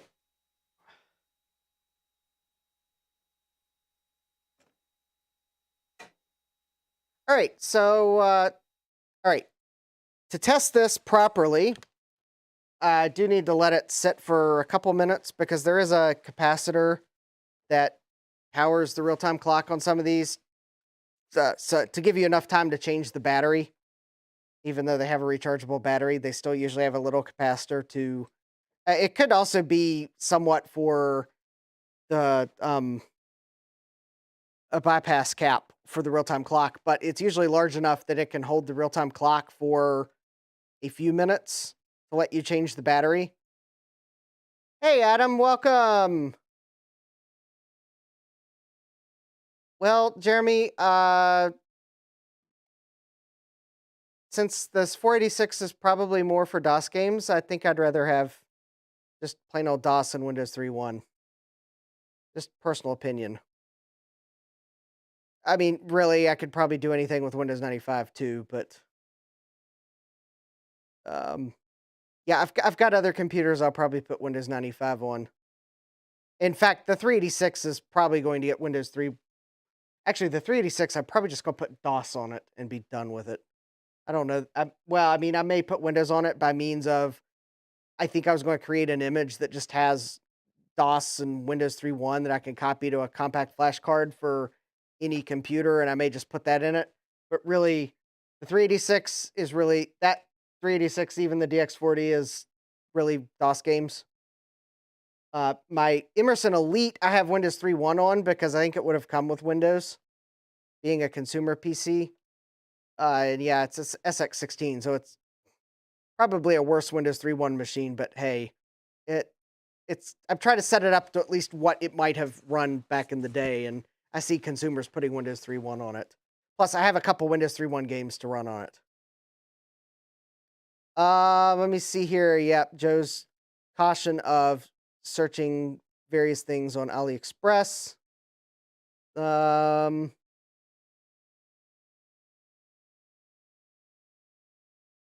Joe has actual electronic design reasons, but yeah, it still sounds like a dangerous thing to search on AliExpress. Roger Jones, I once hooked up 11 drives to an Epson PC, 7 SCSI, and 4 IDE. Yeah, wow. Let's see here. Multiple power supplies. Oh, Joe says lick it. That'll discharge the capacitor. I actually don't know which capacitor it is, Joe, so I'd have to lick all of them. And some of them are tantalums, and tantalums don't like to be taunted. Because otherwise they're tantrumlums. Yeah, that wasn't quite as funny as I thought it might be. Moving on. Yeah, I started the day off with a probably decent dad joke and have probably been going at it all day. I don't know. Don't know why. It's not like I did anything different this morning. But one of my coworkers made the comment of, after finally coming onto the meeting, was like, "Oh, you all can hear me now, so I guess I'm not talking to myself any longer." And I quipped the, "Well, yeah, we all need to talk to ourselves sometimes, because sometimes we need expert advice."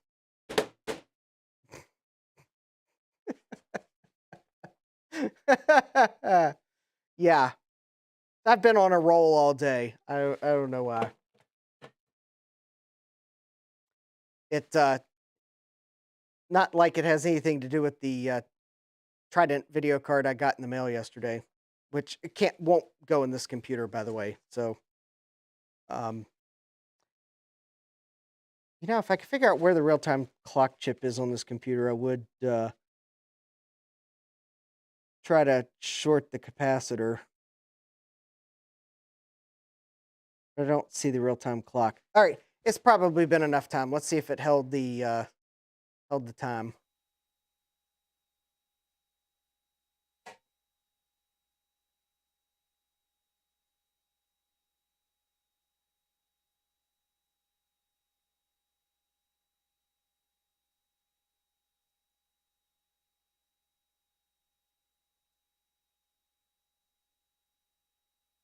I think it did hold the time.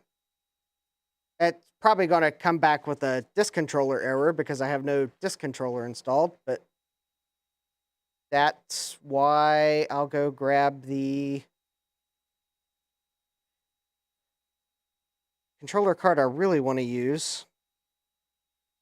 Now, this computer came with a, oh, you can't see it.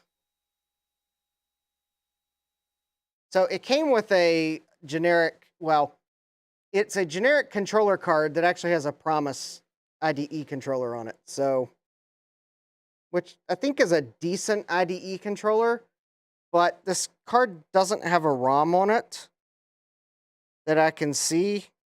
Let me see, I'm looking at the logic chips. That's a 74LS367, so that can't be a ROM. There's an INI 556, that's not a ROM. 74LS32, that's not a ROM. And then those are the two serial,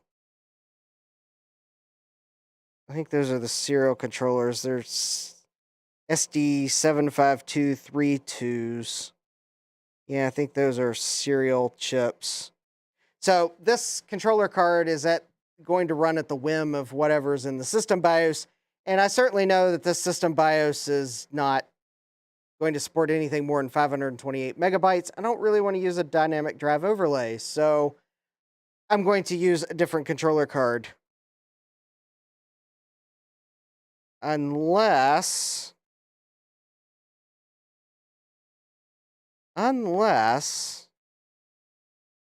just had this brilliant idea. Hold, please.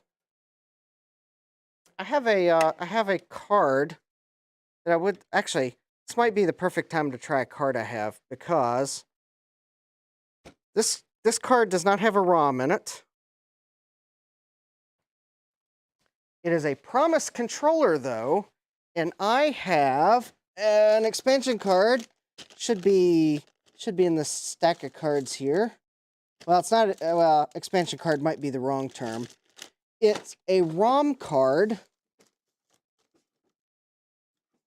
that is a Promise IDE ROM card. I just have to remember where I put it. But anyways, it actually is a ROM card that will add large hard disk support. And I would be curious to know if it'll work on this computer. So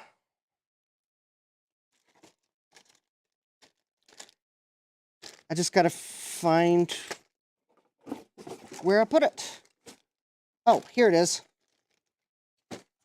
Here it is. Okay. I don't know if it'll work with Visa Local Bus cards, but I picked this up off eBay, and I do know the card works. Let me just check the jumper settings here real quick. So JP3 IDE enable.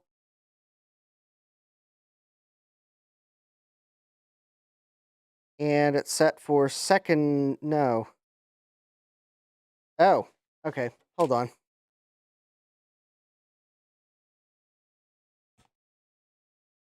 And I need to rejumper it, because I think the computer I was trying to use this on, I tried to use it as the primary IDE controller. So, all right, I need to jumper. This is secondary JP4. The BIOS address is D400. Is that?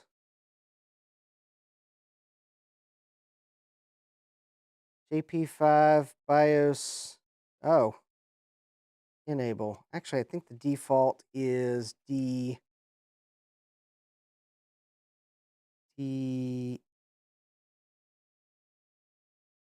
All right. I don't remember what the default is, so I'll set this for DC00. Let's see here. Does anyone know what the IRQ is for the secondary IDE? I think it is IRQ 15, if I'm not mistaken. All right. So I think, assuming I got the IRQ correct and I don't have a ROM address conflict,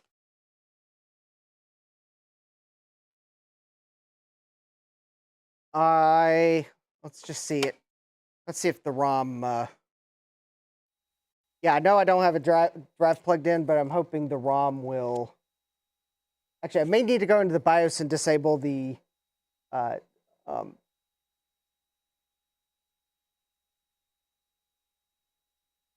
actually, I think I do need to disable the, because I don't think this card likes it if you have a drive configured.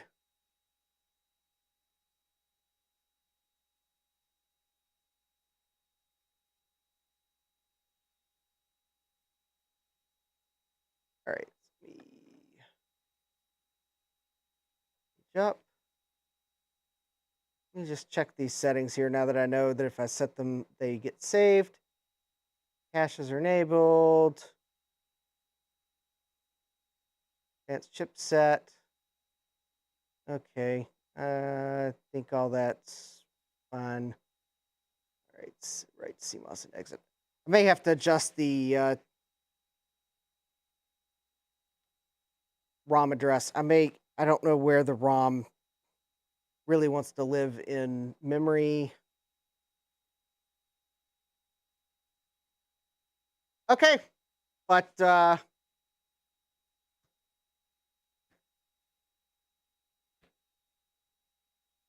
that's the ROM for this card running though.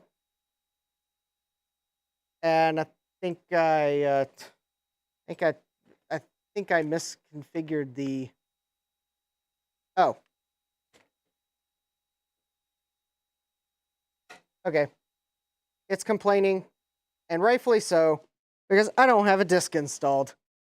All right, let me go grab a... Let me go...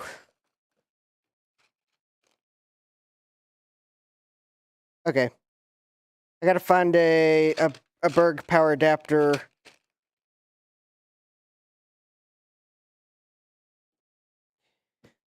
I have a compact flash card. Actually, I've got a Berg power adapter on my workbench. It's somewhere. It's really bad, but... All right, so let's plug this in to the IDE on the VCF local bus card. Let me find the Berg power adapter of awfulness so I can power the adapter. There it is. This is one of those cheap adapters from Amazon that...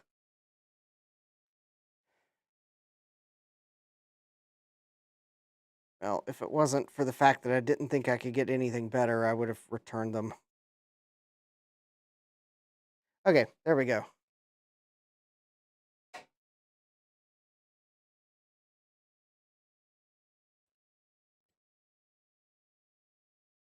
All right, so let's see. This actually might boot. Oh, it would probably help if you could see.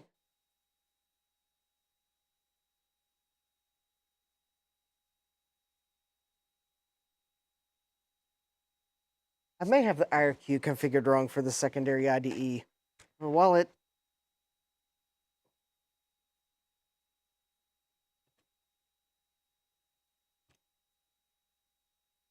Oh, but it is booting. That's good.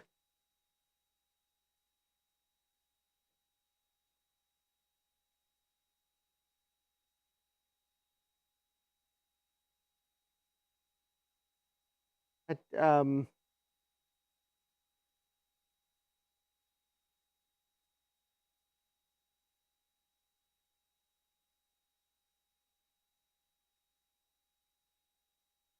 I don't remember what the IRQ for the secondary IDE channel is supposed to be. I didn't... Joe says 14, so okay, thanks, Joe. And I chose poorly. That's probably why the ROM was...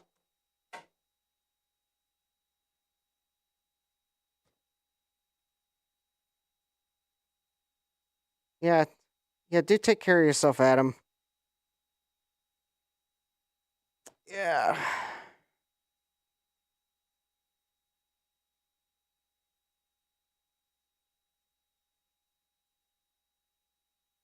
Okay, I'm just trying to read the... Oh, this card does have the jumper settings on it. I'm trying to read what it says just to make sure whoever configured this card, which you can't see because I got to change. You know,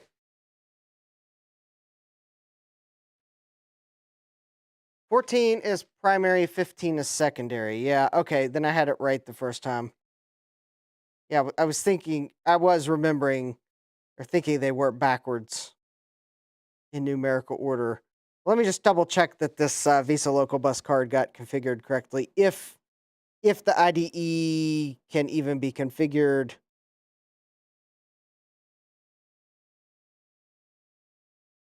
JP1 setting. Speed. Oh, okay. Well, this card is configured for high speed on the IDE. You know, you may not be able to configure the IDE primary secondary because they may have assumed on this card that if you're using the IDE, then obviously you want it to be the primary. Pat mode. Oh, that's the parallel port. Okay. Yeah, there's no jumper for the primary secondary configuration on this card. So I'm going to assume that promise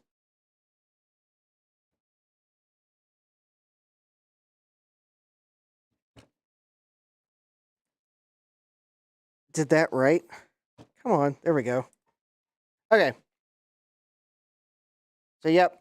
So secondary is 15. So I had this card configured correctly. Actually, I think now what I'm going to do is I'm going to disable the IDE on this card. And because I'm going to put a sound card in that has IDE, and I'll probably use that. Okay, let's see if this card behaves any better. Yeah, that Visa card will need caps soon. I mean, this Trident card will need caps soon. This Promise card will probably need caps soon.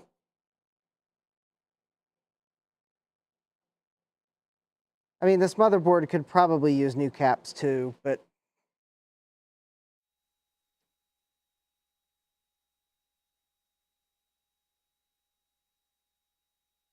Okay, maybe this BIOS is just kind of annoyingly slow.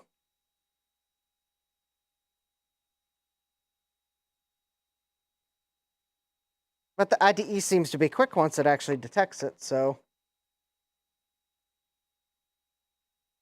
That's good.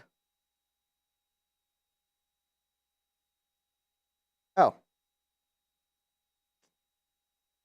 No, you don't need to worry about the error that you can't see. The error that you might have thought you saw under the coffee goal counter, but couldn't. It just had to do with the fact that the driver, or the configuration utility couldn't find this card.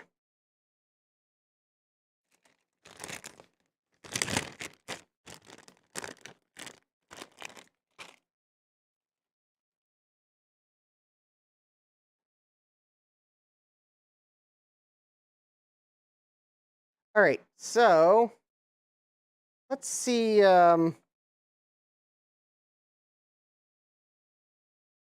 there's anything interesting about this computer. Oh, this utility. Oh, that's right. I wanted to see. Oh, that's right. I know what I want to see. Alt-M.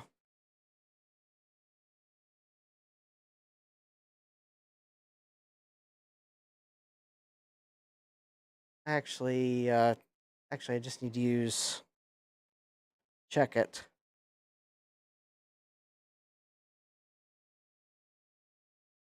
There's a method to my madness here. It was the memory map.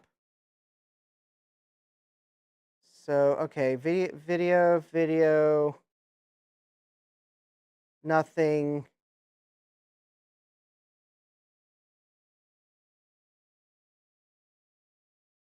Okay, I just wanted to make sure that adapter ROM was not overlapping with anything. Yeah, that's good.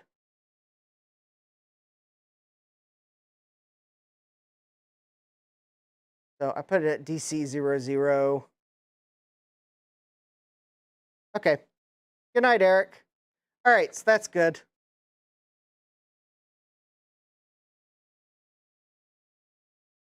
Tools, exit, return to DOS. All right, so we've got a controller card. Hey, RetroTech Chris. And good night, Joe. Oh, yeah, I could,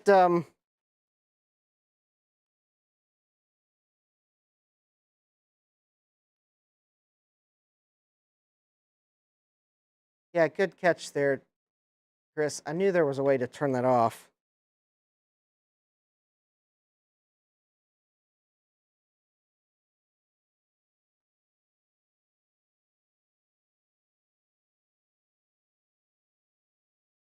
There we go. All right, so Chris, since you were just rejoining us, I was telling everyone that you might actually recognize the video card that I am currently using for testing until I go grab the better one I have. This one look familiar, maybe?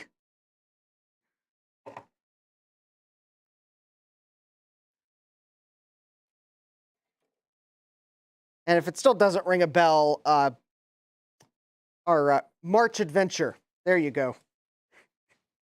All right, let's see. I was actually going to grab a few cards from my shelf after knocking everything off of it.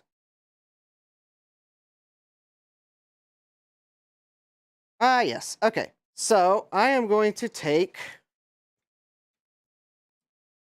this video card, because this is the card I would actually like to use, and we'll go through these momentarily. I think I'll leave the cache and controller card here for a moment, because this Promise IDE card seems to be pretty snappy. We may pull the cache and controller card out and see if I can't run a disk benchmark to see how much better it might be than this Promise IDE controller. But, all right, so there's that. Video card. Processor, it's a processor I grabbed because I want to test something. And let's see here, I got a couple other processors here. Processor. And I got one more over here somewhere.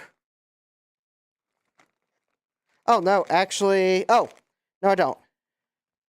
All right. So what do I have in terms of potential upgrades we're going to try?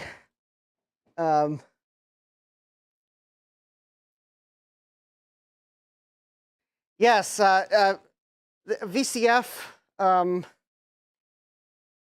yeah, the F stands for Federation, but it also could be the weekend just went way too fast.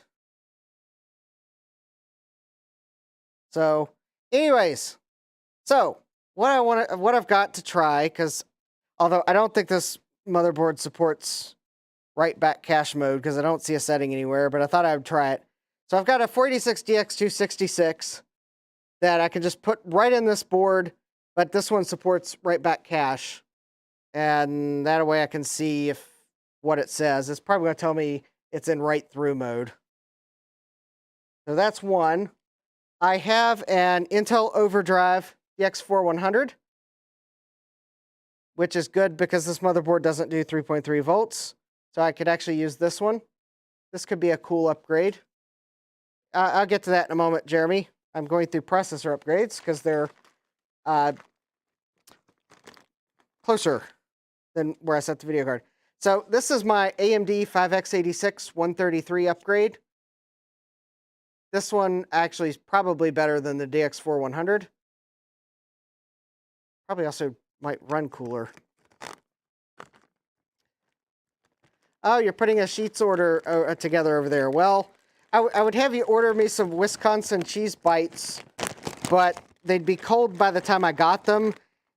And in many ways, I think our sheets is like going to reopen like very soon now, because I saw today, as I was waiting at the stoplight to come home, because I had to stop at the grocery store, which is on the other side of 29 from where the sheets is, they were putting up the pole that the sign goes on.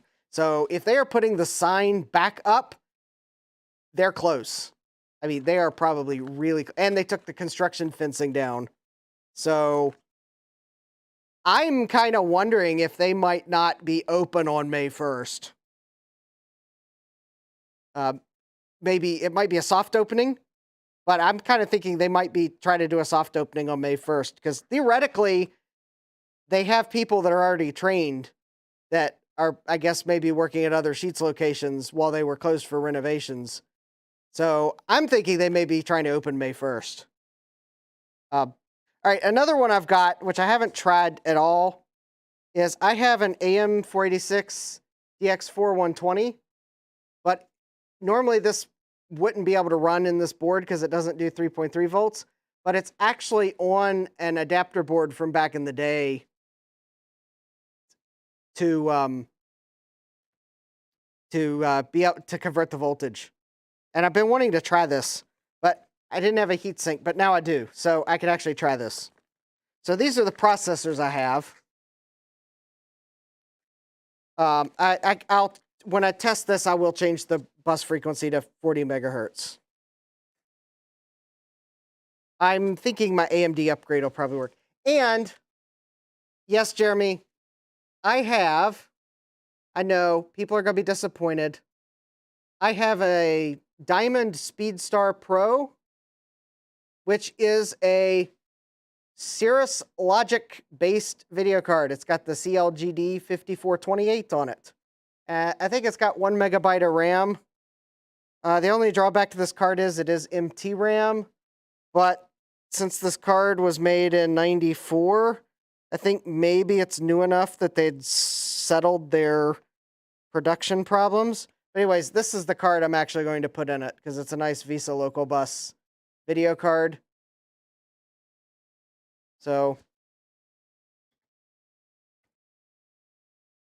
I know this card works, so we'll just kind of pop this in there.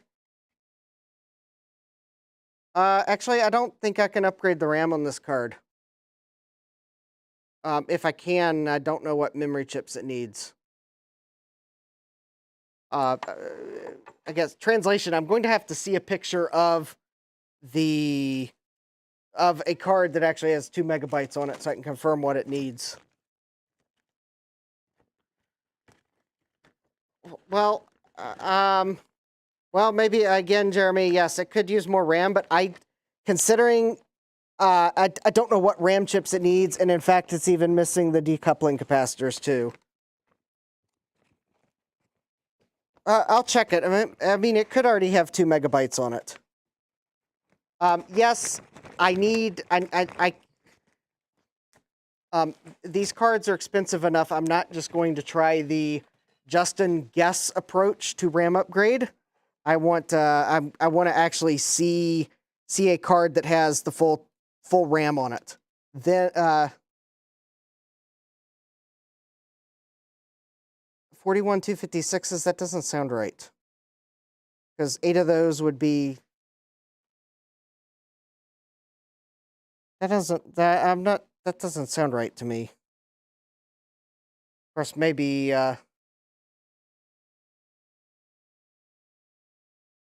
would have thought they'd be like maybe 44 256s.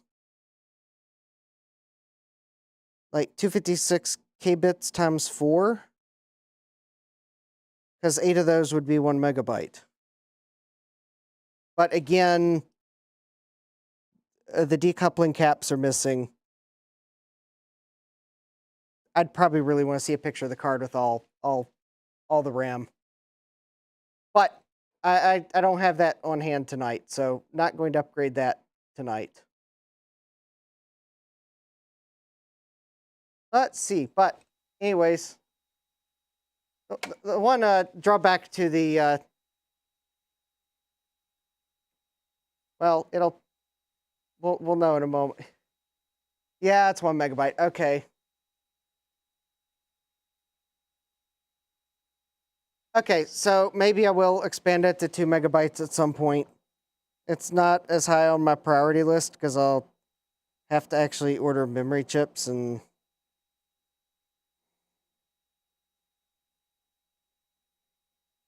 because quite honestly, for what I want to do with this computer, 1 megabyte is more than enough. Because the thing is, I mean, it's a nice video card. It should actually, the thing is, for 640 by 480, I think with 1 megabyte, you can do true color. In fact, I think 800 by 600, you can still run at 16-bit color. And for this computer, I'm not going to do anything larger than that. I do have my limits of what I'm just going to upgrade to insane amounts back in the time. But yeah, this card probably will... Oh, look, no gel bars. The picture looks great. Yeah, look at this. This is...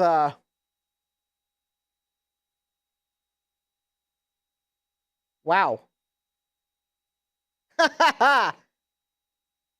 45.4 frames per second. I'm actually half tempted to, okay.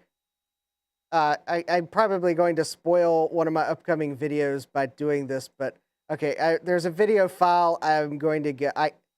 Okay, I'm not set up to play it because that really would spoil it, but let's see here. I think it is.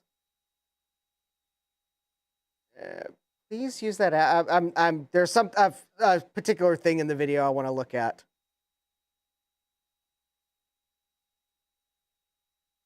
There we go.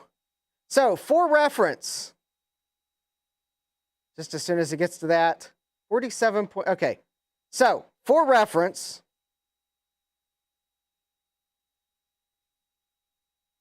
a 16-bit Trident video card in a Pentium, I think it's a Pentium 233 MMX, but 16-bit Trident card, may or may not be this Trident video card here. Just saying. But spoiler alert, got a 47.6 frames per second on the same benchmark. So 45.4 for a Visa local bus video card on a DX266. Yes, definitely RetroTech Chris. This is a nice video card. It does go to show, though, that if you have a fast enough processor to shove bits in to a 16-bit bus.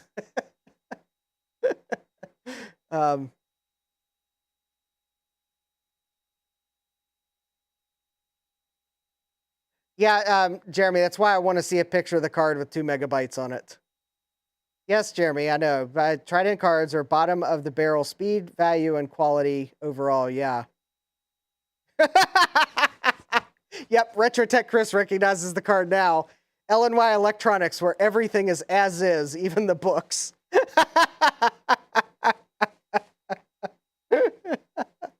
Oh, I love Susie. She's great. Okay. Yep. Yep. Chris now definitely recognizes the card. But yeah, that. But yeah, this is. Actually, you know, I bet I could run the faster computer benchmark and still get a pretty good score. I'm not writing these down. I'm just hoping I'll remember when I start faster processors. Some of these benchmarks, though, I think are probably not going to improve much with the faster 486 processor. 43.7 for the faster computer benchmark. Yeah. Chris's 3D benchmark. Yeah, that Susie drives a hard bargain. Yeah. She does. I'm going to have to get my lead negotiator to help me get some Mavica cameras next time I'm there. That is assuming I don't buy them on Mercari for a price closer to what they should go for. I'm starting to amass a small collection of vintage cameras for ridiculous reasons. All right. 28.2 frames per second with that benchmark. And note, with this wonderful Cirrus Logic card, no jail bars.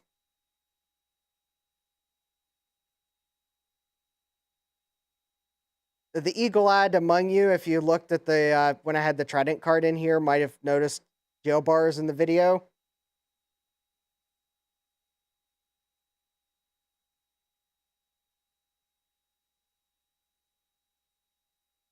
Well, Jeremy, Mercari is proving to be a decent alternative to eBay for certain items.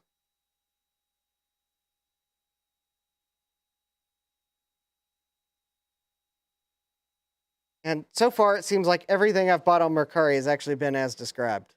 I can't say the same for eBay. Of course, then again, how many items have I bought on eBay? Probably 1,000 by now, considering how long I've been using eBay. I mean, it's probably up there. On Mercari, I've only ordered like maybe a dozen top things. So yeah, I'm sure I'm bound to get something on Mercari that's not as described. Oh, not for the stuff you look for. Okay.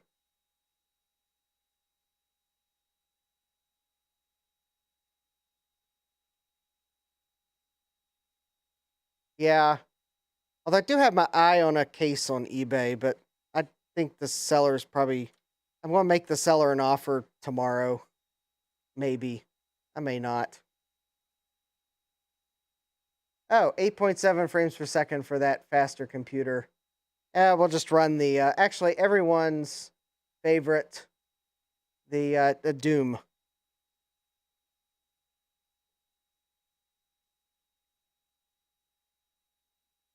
Okay, maybe we can run the faster computer benchmark. Yeah, Thomas Armstrong. I'm just happy on eBay if it arrives in one piece. Seriously.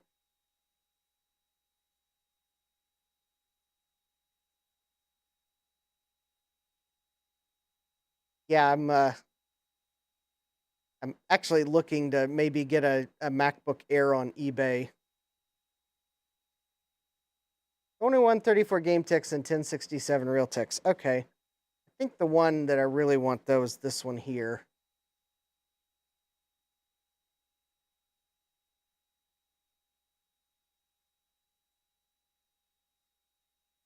Okay. Yeah, 640 by 480, it's a bit laggy, but I think with one of these processor upgrades, we can probably improve this performance of Doom slightly to make this a nice DOS gaming machine.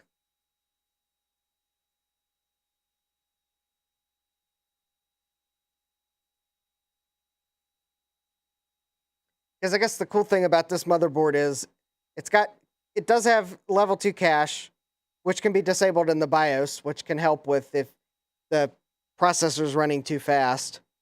I think the AMD 5x86 processor, if it actually works decently, I think it's got enough. I think there's a program you can get to actually like turn things off in it to slow it down to play games that don't run correctly on faster computers. So I'm actually hoping that upgrade works decently in this computer, because I think that's the one where there's enough adjustment knobs to play games that run too fast on fast computers, but still have enough performance that you can play some of these DOS games like this. So 2897 real ticks. That's the, if we can get a lower number there with a faster processor, we are good. And the one other thing I did want to do is, I think that is S. So, yep. Okay, so this is a DX266 that I know does not support write-back cache, and L1 cache is in write-through mode. All right, so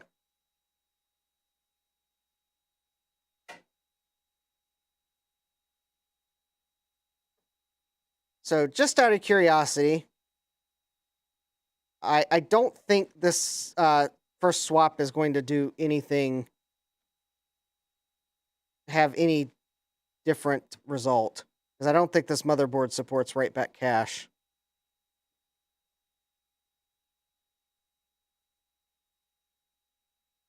Well, the ZIF socket is a bit...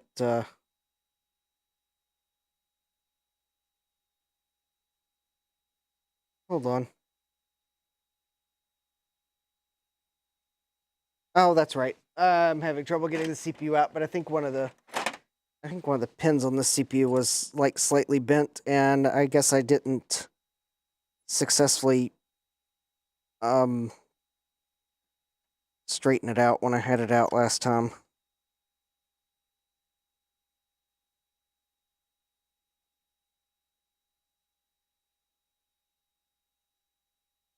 Yeah, okay.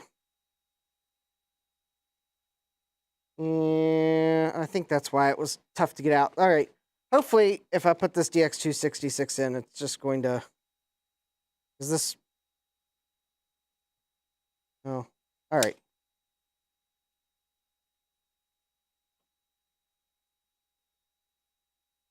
Okay. So this is also a DX266. So, good night, Trina. Oh no, that was a poorly packaged Mac, Thomas. Okay. So I didn't have to change any jumpers. In fact, actually, I think for all of these CPUs, or at least the I think for the Intel Overdrive, I could just pop it in because I don't think I need to change any jumper settings. Although, I think this board does have a jumper setting for 3x multiplier. Okay.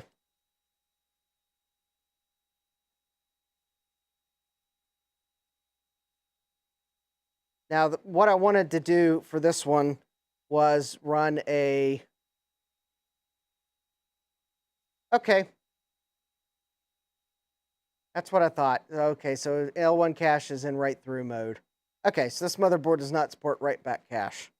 I didn't think it did, but the way to tell, because there's nothing in the I think I found the manual for it. There's no mention of it.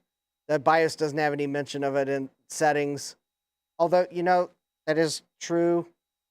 I didn't check the BIOS after putting this CPU in, because it might be one of those settings that only shows up if you have a CPU that supports it in.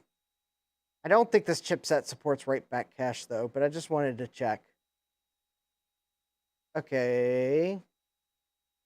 Nope. All right. Let me just check. Advanced settings.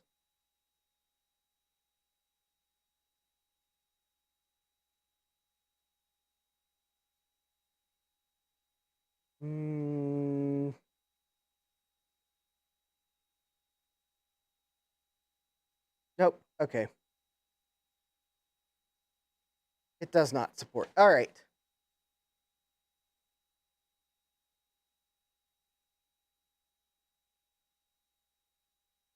It's just a 486 DX4 overdrive.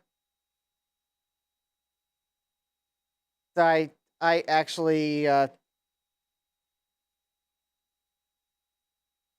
was actually pretty disappointed with the Pentium overdrive processor.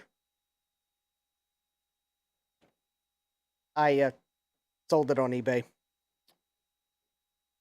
It was actually it was neat, and I mean, I guess decent performance, but still rather disappointing. And the fact is, I'd rather just I decided I would rather have a actual Pentium motherboard than a Pentium overdrive processor.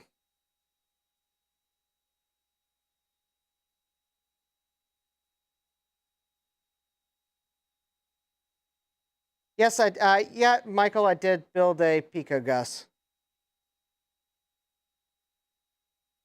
I very much did build a Pico Gus.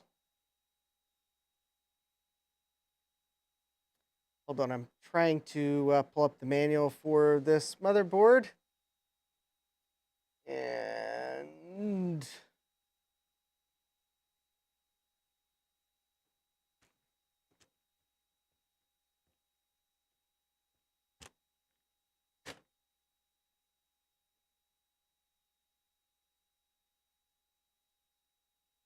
oh, interesting. I think vSwitch 0 might have worked on one of these motherboards. Because for some reason...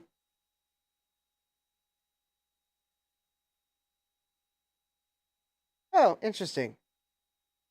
Did vSwitch 0 actually work on one of these? Oh, yeah. Okay. Well, what do you know? I was trying to search for the... So I was searching the web to find the manual, and I recognized the vSwitch 0. I'm like, wait a minute. Why would this come up in the search results? But sure enough, apparently one of his computers has this same motherboard. Looky there. It runs with NetWare. Ah, what do you know? All right. I did find the manual, though. Yes, Chris, the Pico Gus can emulate Tandy 3 voice sound. It can emulate, I think it can emulate AdLib, and it can emulate the Creative Music System. You just load different firmware onto the Pico.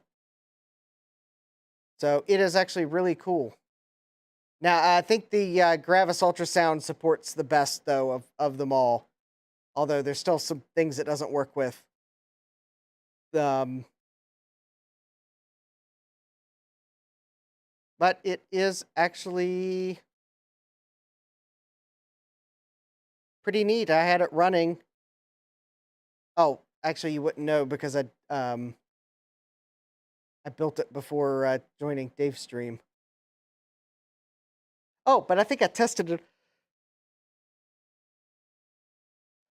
Yeah, I'm working on a video on it. So yeah, there'll be a video coming out real soon now. Yeah. Well, I don't know if I'm going to leave it installed in a computer because yeah, it certainly does pose problems of upgrading it.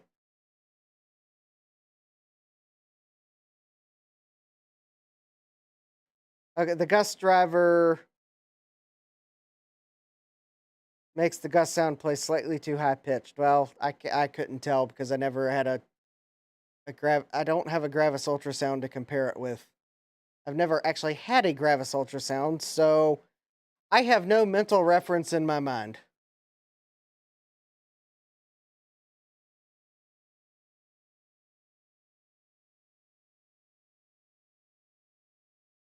All right.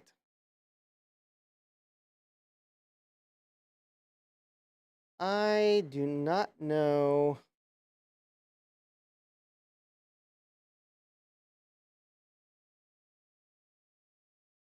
One, two, three, four. P24N, P24T.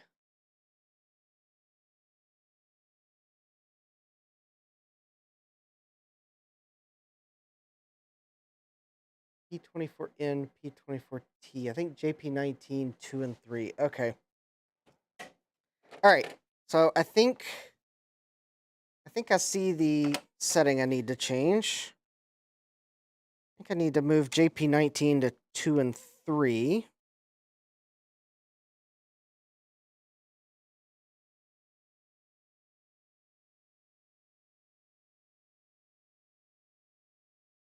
You know, I'm not totally sure that the ZIF socket on this motherboard is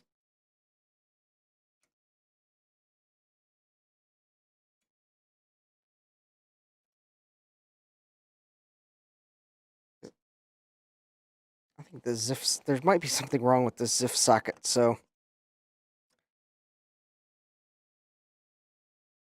I don't think it's quite opening all the way. Because I don't think I should have to take my chip lifter to get the chip out. Okay, so I think I need to move JP19 to 2 and 3.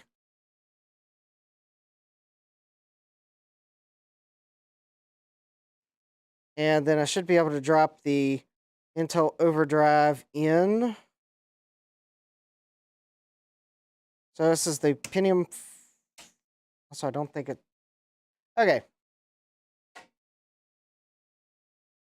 Oh yeah, it could be the bus speed too.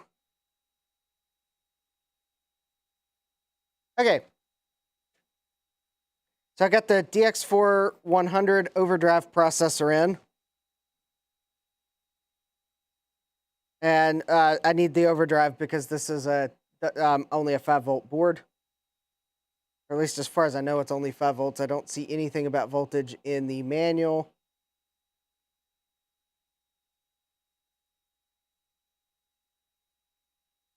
Of course, I don't have a DX4 that's not an overdrive. Well, I guess I do have a DX4 that's an AMD, which I guess I could. Oh, that's the wrong keyboard. Ah, okay. The BIOS did detect it as a 486 DX4. That's good. Okay.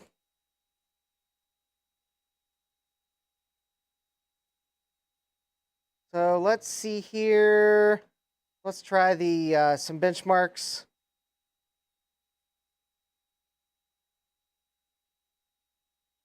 I don't expect this benchmark to be significantly faster. Oh, never mind. 58.8.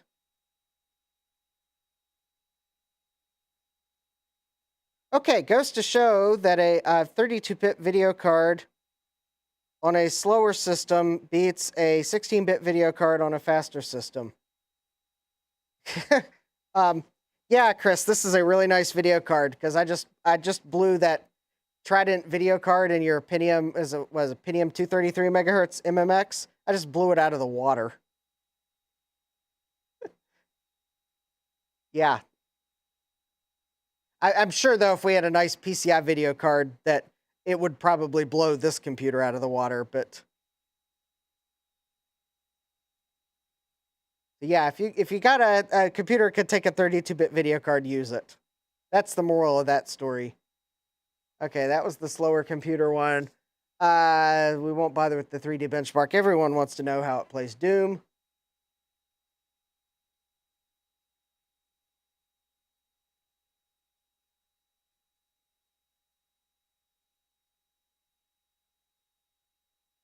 And it crashed.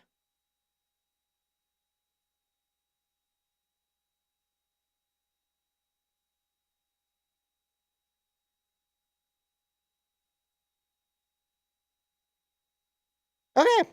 The computer crashed. That's interesting. All right. Well, let's see. Oh, well, that's a. All right. Well, let me check the. Okay, so this upgrade is not stable in this computer. Or I should have just jumpered this for a 486.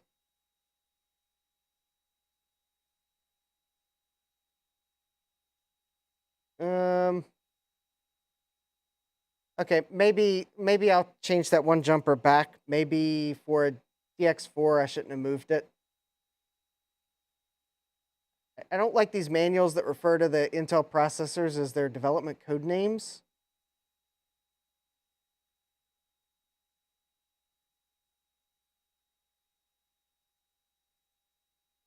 Because it's possible I just told the motherboard that I have a Pentium overdrive processor installed. So that might be. Yeah, let me move that jumper back.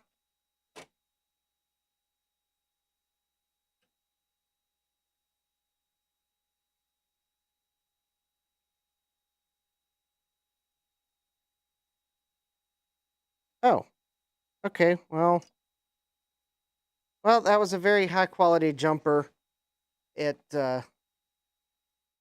haven't had this happen to a jumper in a long time, but the little metal piece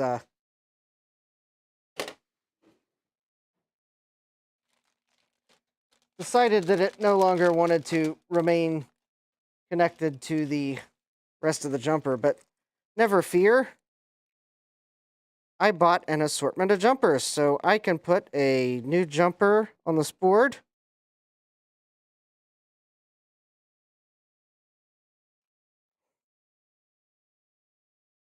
Well, there's something funny with the. There we go. And you'll never know it because it's. I got a bag of green jumpers. There, you'll never know that I had to swap jumpers. All right, let's try this with the setting for the. What was the setting for the 486DX and DX2 instead of P24N and P24T?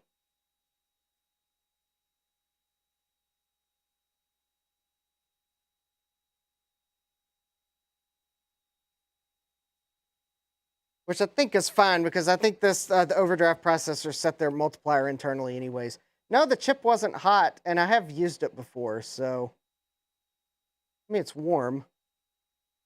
All right, let's try that again.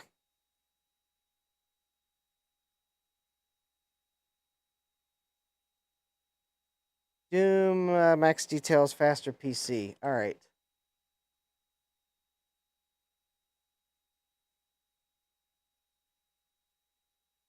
I mean, there could also be something wrong with my overdrive processor because it just locked up again.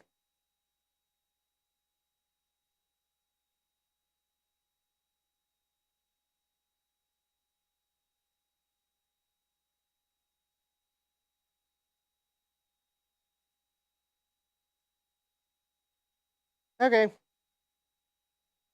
Well, that doesn't bode well.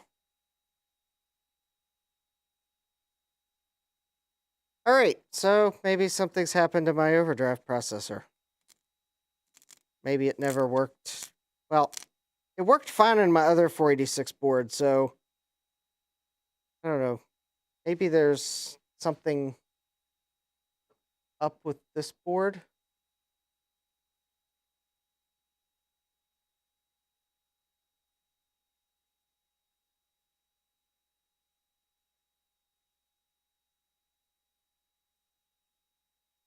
I guess I could, there's a BIOS image on the retro web.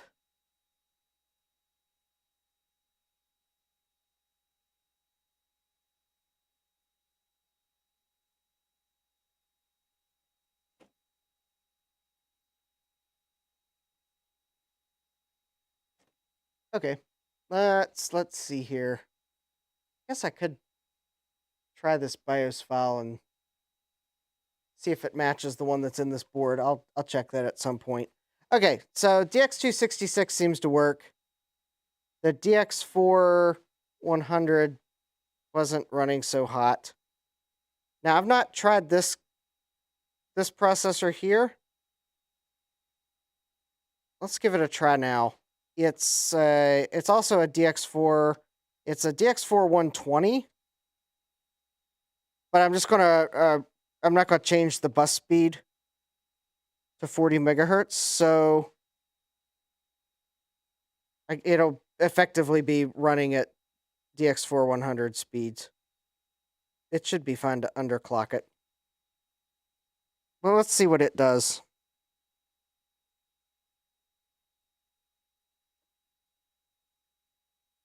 I just need to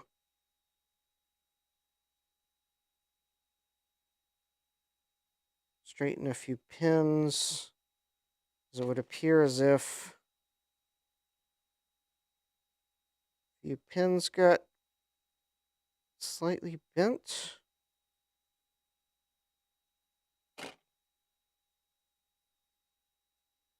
Probably because this got mishandled before someone realized what it was and listed it on eBay.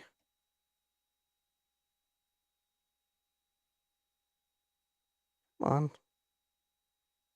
All right, got one more. Oh, there we go. Yep. Hold, please, while I try to sort out the.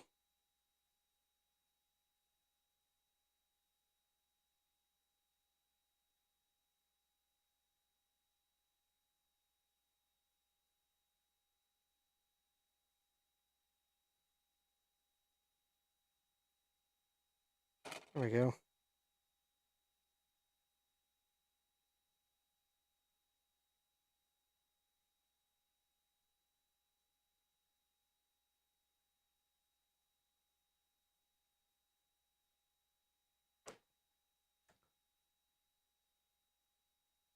All right, there it is. All right. Yep, there's the pin. Kept trying to find the pin that was still bent. There we go.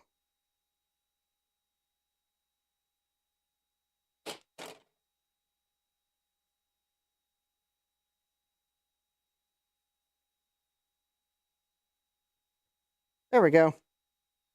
Okay. Processor's in, heatsink is on. Smash that like button for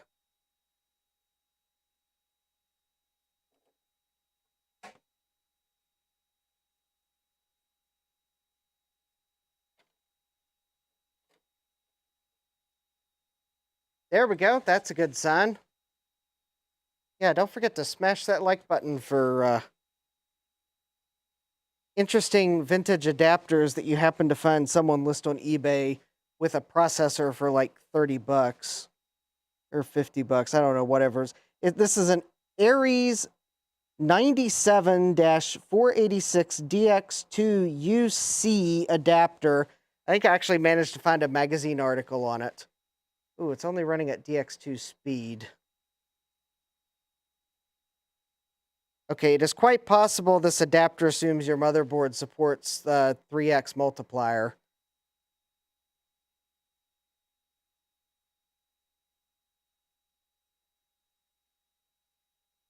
So there is quite possible that, yeah, okay, this motherboard does not have a 3x multiplier setting. Therefore, it's only running in 2x clock mode on this computer.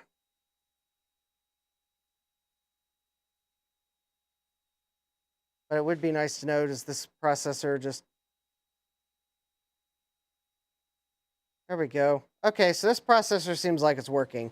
Unfortunately, though, I think it depends on your motherboard supporting all the jumper settings. I think it might just be I think this adapter is just a voltage level adapter, because it's got a little VRM on it. So I think it might just be converting the 5 volts to 3.3 volts, but otherwise depends on your motherboard having all the proper multipliers, and this motherboard does not have a 3x multiplier.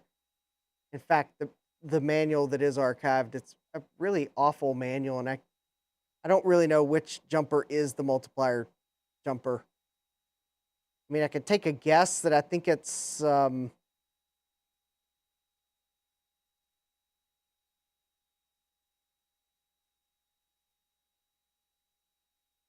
oh, maybe that JP19.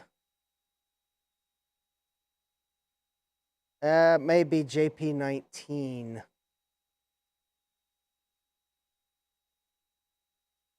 Okay, I'll try JP19 again. Although that may only be a 2.5 multiplier. But we'll see. Maybe that'll give the CPU a 3. Okay, so it basically, not surprisingly, performed just like the Intel DX266.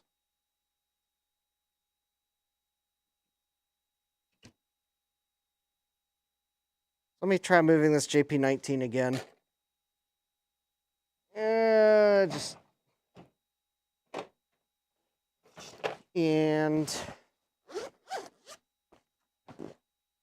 I mean, I'll check this BIOS that I just downloaded. Probably what I'll do is I'll unzip it and I'll pull this BIOS chip, and I'll just probably do a compare to see if they're the same. If they're not the same, then I'll see if I can figure out what, if I have a chip that I can burn it. I probably have an EEPROM. Okay. You know, maybe I can, I don't know, maybe I can check that now. Hold on. Oh. Except, of course, I'm, like, destroying everything, just trying to plug in my TL866.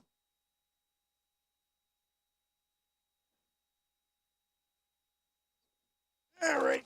Yeah, let's see if I can't, all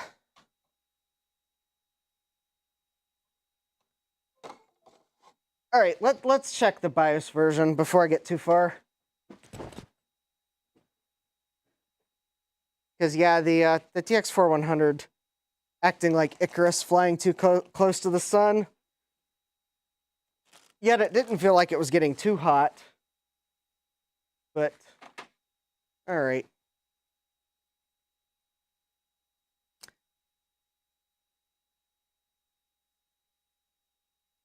Yeah, I don't think I was running at an invalid bus speed for this video card, because that DX4100 processor runs at a 33 megahertz bus. So does the DX266, and I haven't changed it to 40 megahertz.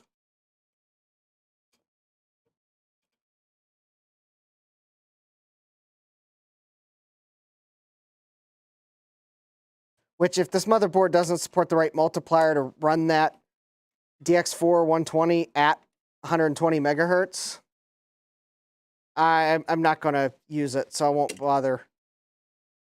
So, okay, I just pulled the BIOS chip out of that computer. I think it's... All right. Let me unzip the BIOS image I just downloaded off the retro web. see. Okay, it's a 64K.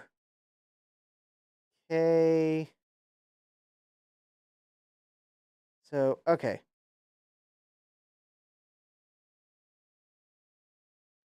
All right, so this is going to be a... All right, we'll just go to AMD 27C64. No, wait a minute. 64K, no, it's going to be a 256.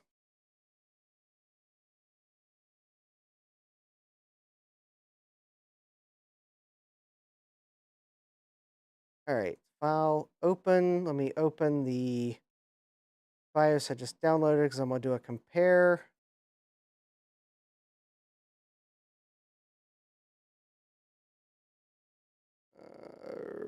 Okay. Download, state modified. Oh, what was the file name? Oh, PT.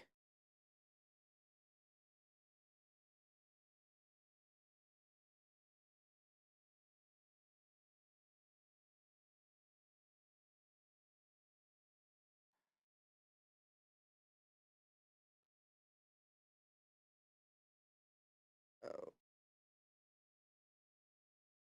there it is. Okay.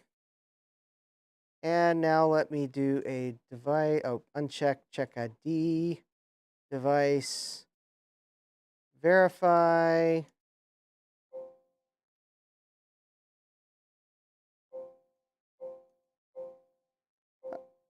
Okay, these are actually not the same BIOS. Okay.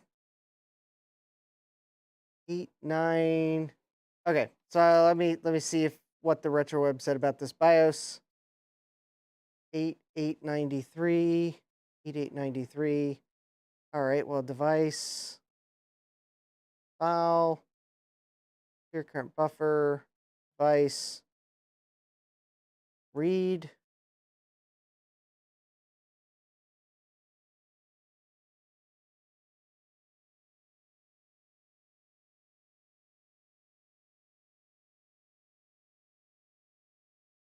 Well, they kind of appear to be the same BIOS.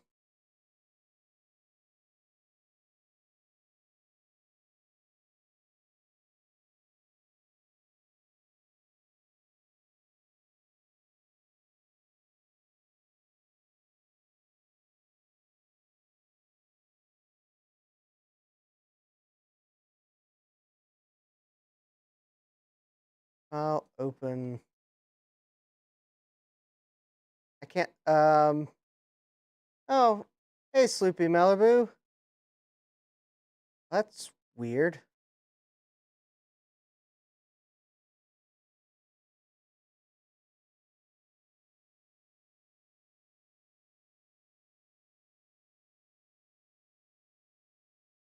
Yeah.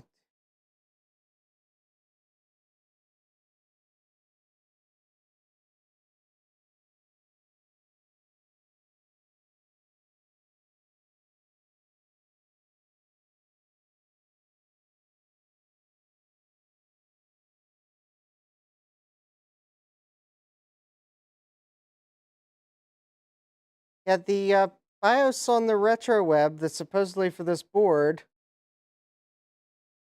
has the same date. I do not see a. I'm looking at the like header on the BIOS. All right, I'm just gonna burn. I'm gonna burn this to a chip and give it a try. That's the only way I'm gonna figure out what version this is and if it even is a BIOS for this board. Let me grab a EEPROM. Let's just going to test this by trial and error. The only worst that can happen is it doesn't boot and I pull the chip. All right. Here we go. I'm looking to see if I have an AMD chip. Nope. Okay. I'll go for Texas Instruments. Yep. All right. Oh, this one I'll have to do. All right. I got a 100 nanosecond, which probably is good enough for ROM. 27C256. That is the correct.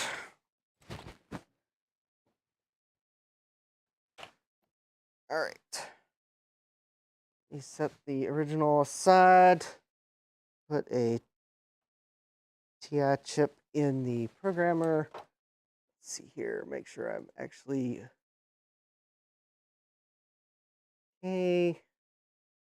Select the. Let's see. This is a TI 27C256.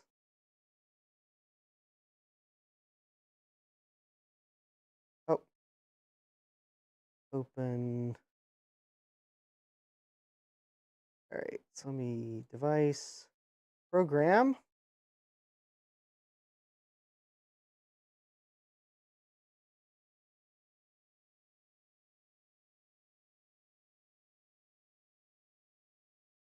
All right, I programmed the BIOS that's on the RetroWeb to a chip.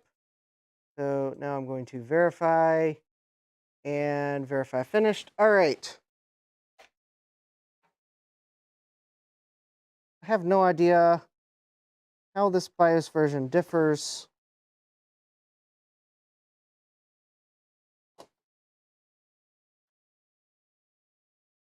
If it does appear to be different, then I'll put that DX4100 back in and see if it behaves any better.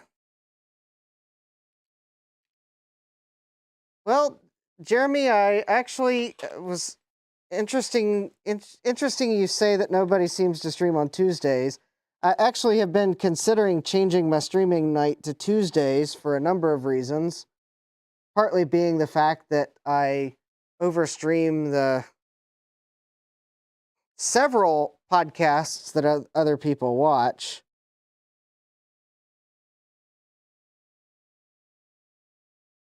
So I'm actually tempted to move my streaming night to Tuesdays. Then I wouldn't step over the Coco, whatever the Coco one is. Because it seems like a lot of people stream on Thursdays. A lot more than used to.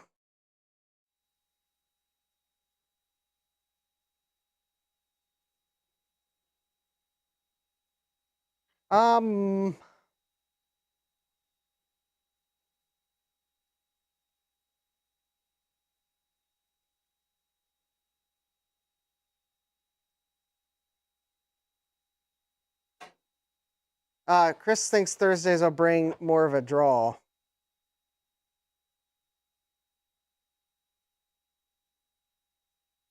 Okay, this BIOS,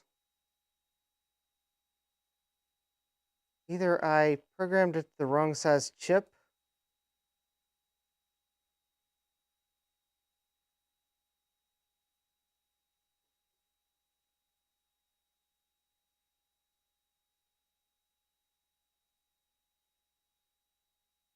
or it's actually not for this.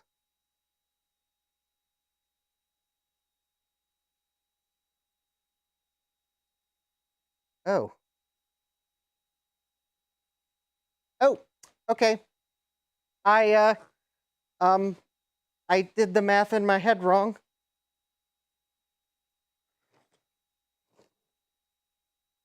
My bad. Joe would have probably caught my mistake, but he went to bed, so. Sometimes you gotta program an EEPROM and get it wrong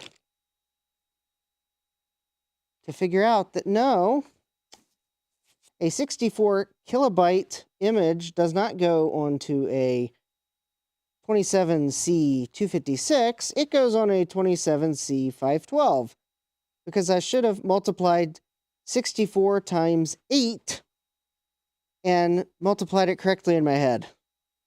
Math can be hard when you're streaming, so, all right. I'm trying to find my best 27C512 chip.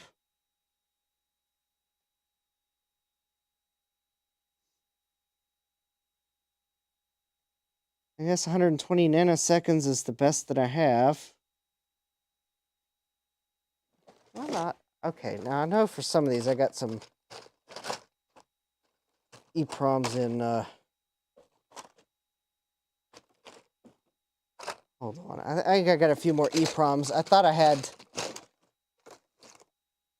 at least had some 100 nanosecond parts. I need to order some more EEPROMs. You know, I think I might have an EEPROM I could write this to that's pin compatible.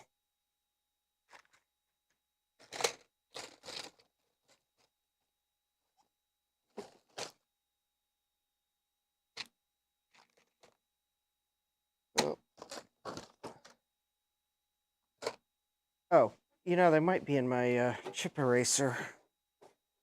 Oh, there is a chip in my chip eraser. Nope. Okay. Well, I guess I'll go with the 120 nanosecond because that's the fastest one I have. Okay.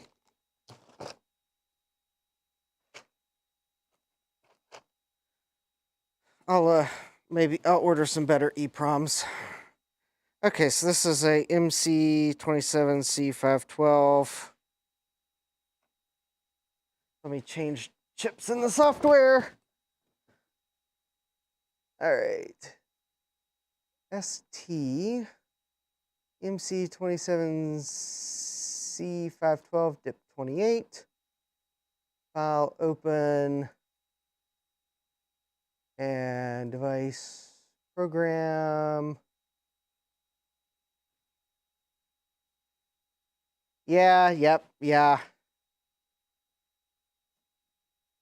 Yeah, sometimes I math wrong in my head.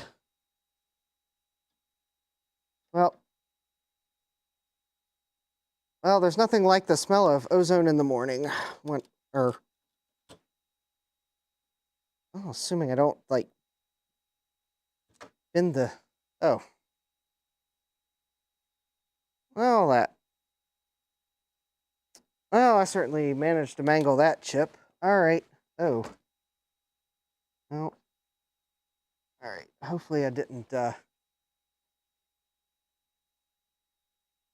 device verify. All right, verify finished. Okay. Hi, 8386SX.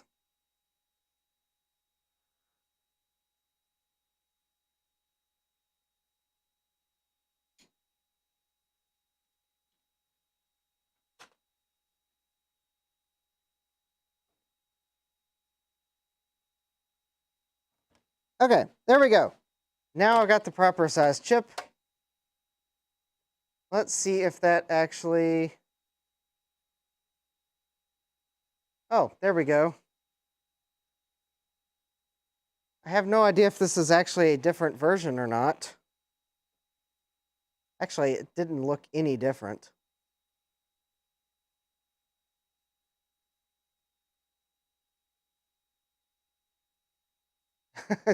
Quick trip is life. Well, never been to Wisconsin, so yep, can't say I've ever had Quick Trip coffee. Actually, I haven't had Wawa coffee either, but that's because I usually drink cold brew these days. It's less acidic.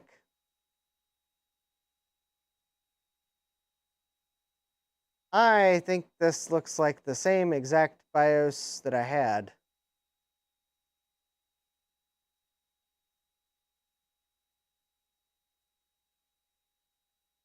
And probably the only whoops.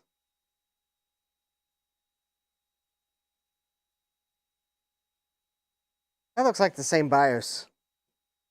I don't know why the original BIOS didn't verify with the... Oh, I bet I know why it didn't verify. I probably picked the wrong chip type. Okay, let me... Now that I know exactly what type of chip that is, I'll pick the AM, because I think it's the original was an AMD EEPROM. And now if I open that binary file from the RetroWeb, and now if I do a verify,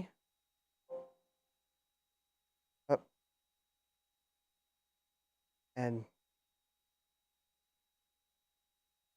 they're identical. The reason why I didn't verify is I'd picked the wrong ROM type. Okay, so this BIOS that I just wrote is no different than the original. I'll put the original chip back in at some point. Okay. Also, it does appear as if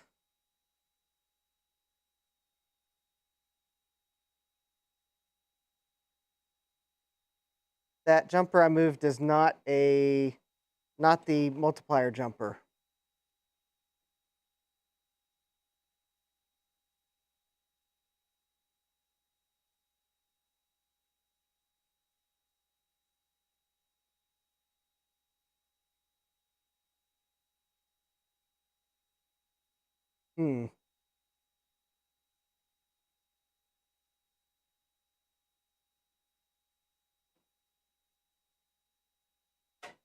Oh, Jeremy, to be clear, it's not iced coffee that I drink, it's cold brew coffee.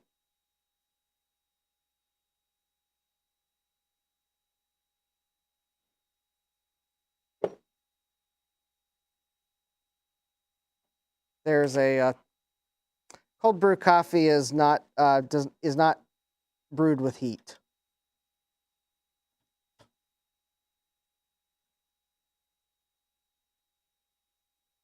The theory goes that the heat brings out the acidity, and I think from my experience drinking cold brew coffee, it does seem to be less acidic.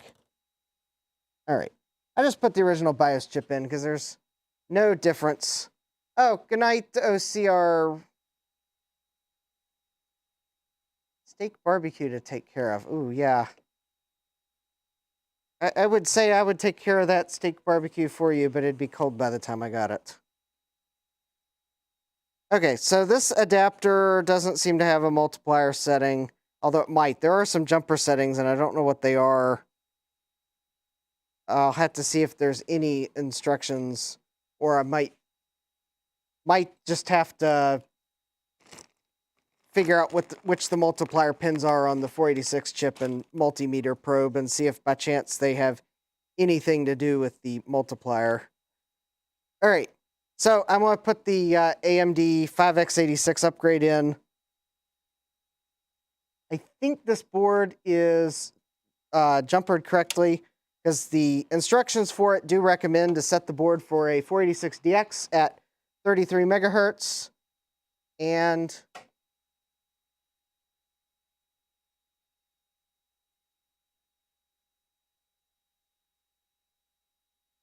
okay, well, that's a good sign.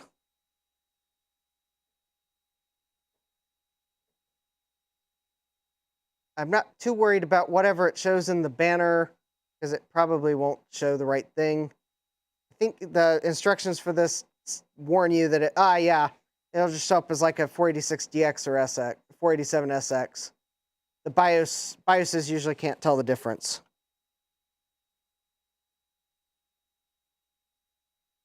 But it is running pretty snappy, and I bet if I run the check CPU, yes, check CPU does see that, in fact, it is the AMD 5x86 133, and it's actually reading the internal CPU speed from the processor. So, yeah, here we go.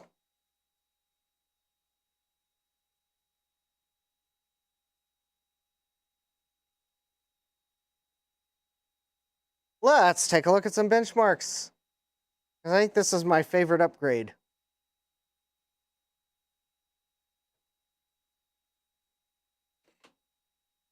This is a PNY 5x86 upgrade.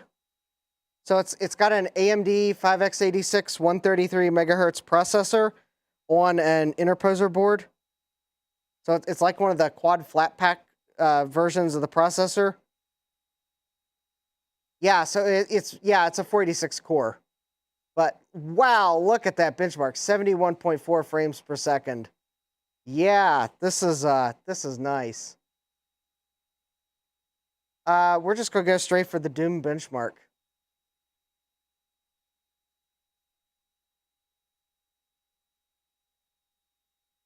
Oh yeah, that looks. Although interestingly enough, Doom on a 486 still has its moments where it seems to like lag. Although this is definitely feels pretty nice. I think you could play this. I mean, this is 640 by 480. I think this looks like it'd be playable. Yeah, it's a 486 core. It's like a souped up 486 core. So yeah, it's I think magazines at the time commented on how it was one of the most compatible upgrades because it's basically a 486 core with extra cache, I believe. 2134 game ticks and 1864 real ticks. Yeah, that's actually that's pretty good. In fact, actually, I think with this processor, I might even chance the Quake time demo.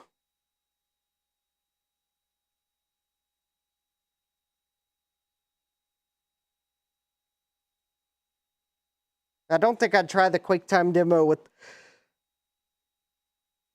the slowware for it. Oh, wait a minute. Quake didn't like something.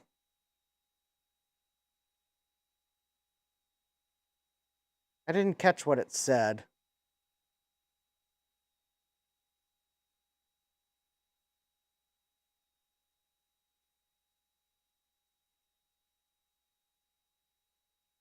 Will this computer run Crisis? Okay, Quake doesn't like this computer.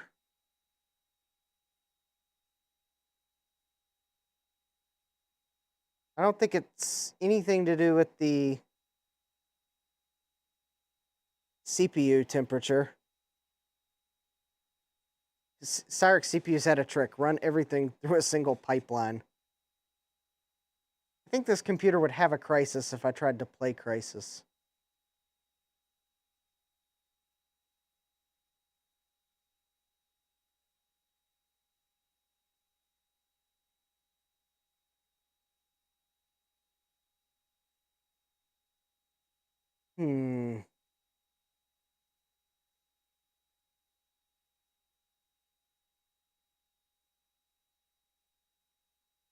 Oh, did I monkey with the...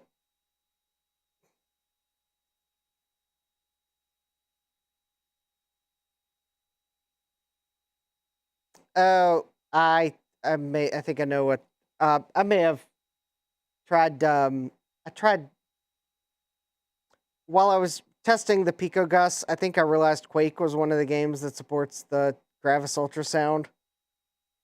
Or at least I think that's the one I tried playing with Gravis ultrasound enabled. So I may have actually ruined the config that it normally uses for the time demo. That might be why it's crashing out. I'll probably have to reinstall DOSBench.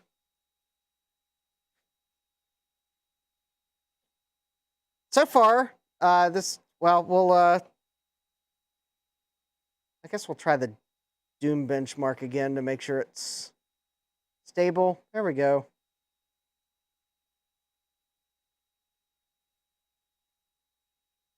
Yeah. All right. So I think this is the upgrade I'm going to stick with for now, at least. I guess I'll stick these DX266 processors in the foam.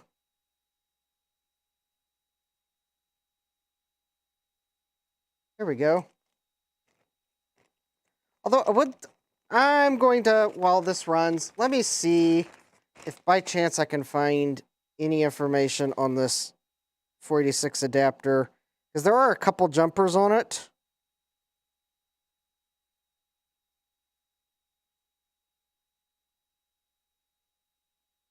They might just be jumpers to set the voltage.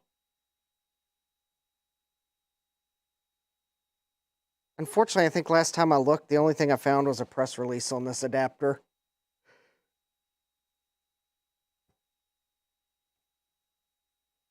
So it's an Aries, and that's spelled ARIES. All right, 97 hyphen 486 DX2 UC.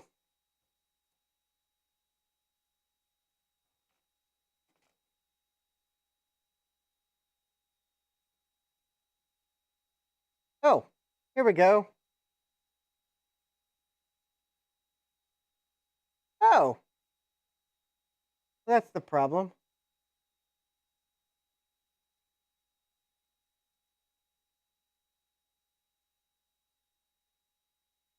I just found the jumper settings. I think they're wrong. Cirrus DX266, how it would compare to an Intel or AMD equivalent. My experience is if the motherboard doesn't support the Cirrus processor in its BIOS, then you're in for a world of hurt. I think the BIOS needs to support it to configure it correctly. Because unlike the AMD, which is basically using Intel's intellectual property, so it pretty much, if the Intel works, the AMD works. The Cyruses are a bit different.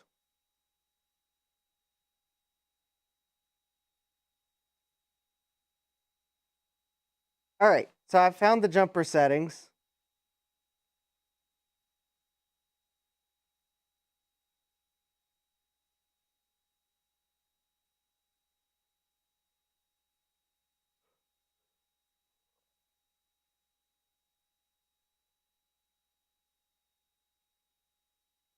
All right, so this is a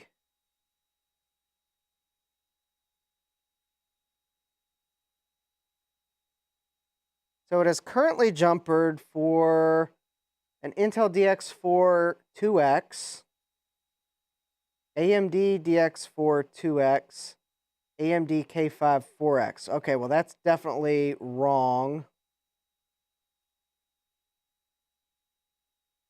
Okay. I think I might be able to get this AMD other AMD processor to work. Because I just found the jumper settings for this adapter. Thanks to the Vogons forums. And now I know where to move the jumper. And yeah, okay. Let's give this AMD AM486 DX4 120 a try. Now that I actually found the jumper setting that should set it for 3x multiplier. I'm just curious. All right. I'm curious. I think the 133 will probably be the best one. In terms of compatibility, I mean, 40 megahertz times 3, 33 megahertz times 4. But 40 megahertz, some VISA local bus cards don't like 40 megahertz. Although, I think generally, though, it still works. But some cards, you have to add a wait state. Yeah, 50 megahertz, yeah, that was definitely, yeah, I don't think anything VISA local bus liked 50 megahertz. All right, so I highly suspect that the BIOS, well, I think the BIOS may see this as a DX4. Ah, it does see it as a DX4. Okay. 100 megahertz CPU clock. All right, apparently.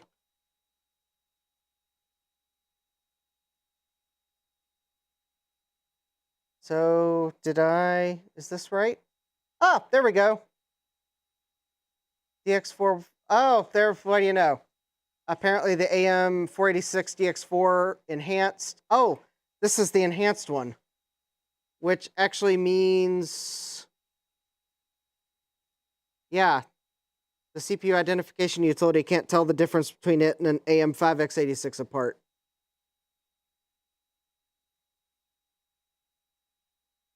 Cool. Okay. 3D bench. Okay, I don't think this will hit 71, but it should probably be somewhere between 66 and the 133. 55.5, yeah, that'd be a pretty good solid score in between. Okay, not bad. I'll jump for this motherboard for 40 megahertz bus. We'll give it a whirl. And while everyone wants to see Doom, this will probably be between the two. Okay, well, that's at least good. It didn't crash like the Intel Overdrive I have.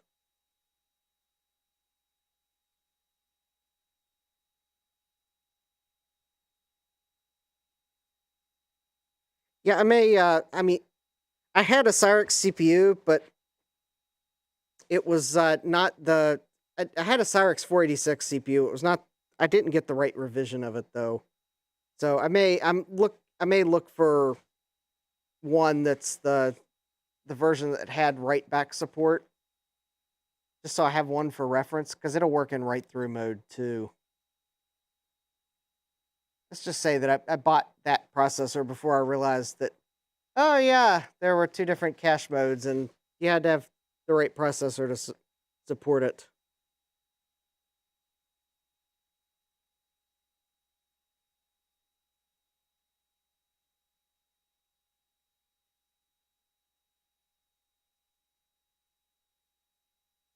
But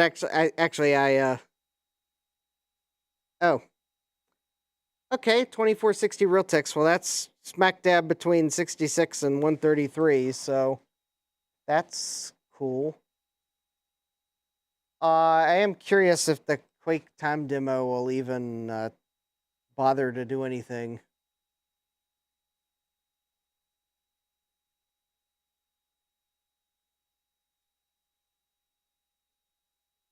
All right. Well, while we see if this even will start, I mean, maybe interesting. Well, apparently this version of Quake doesn't like my AM5X86 133. That's interesting. Of course, there are a number of jumper settings on it. It's possible that I need to try one of the other jumper settings, because the manual for it just simply gives you like a bunch of jumper settings, and it says if the default doesn't work, try these other ones, and it doesn't really elaborate what it does, because they're all marked as being 4x multiplier settings. So I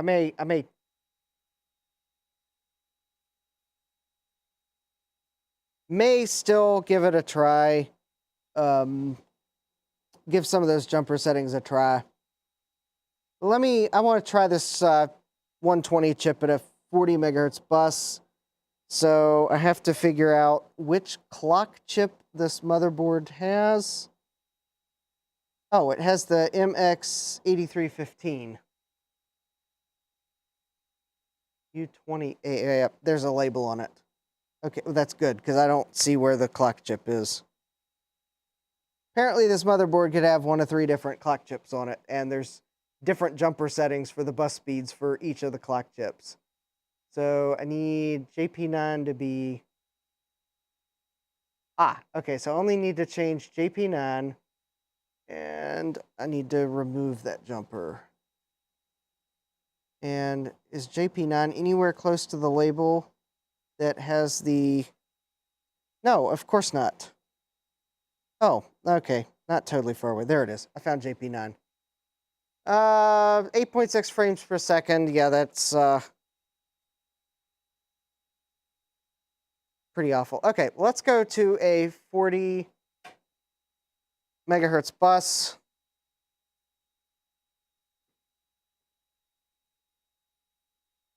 And all I need to do is remove this jumper here. There we go.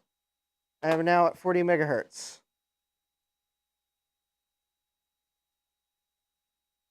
Although technically I'm supposed to change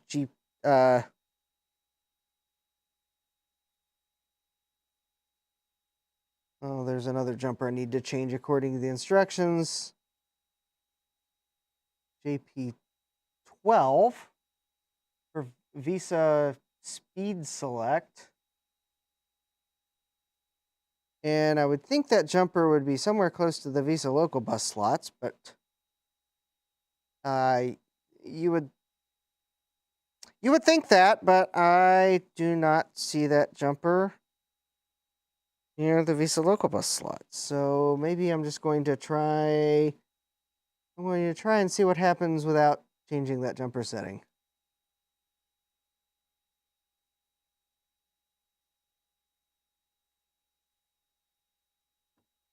Oh, there's JP20, which is the Visa Wait State Select. JP12. Let me hold on. I'm going to give it one more try. Somewhere there's a pin header on this board that does not have a jumper on it.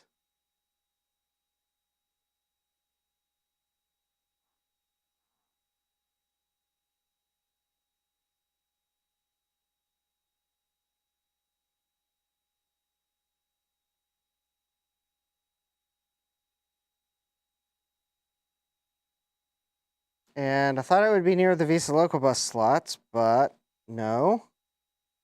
That's JP7. Oh, that's not the one I'm looking for.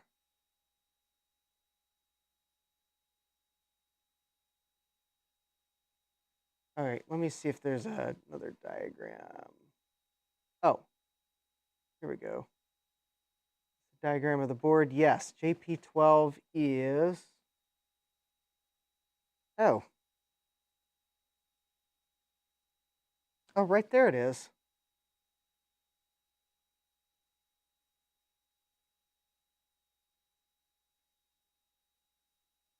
Oh, interesting.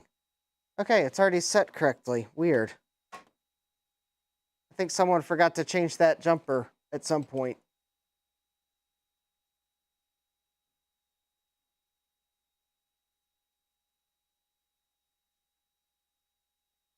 Okay. We should be at 120 megahertz.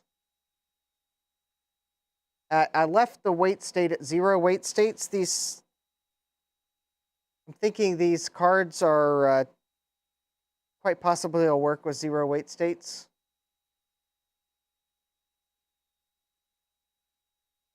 Hundred megahertz CPU clock.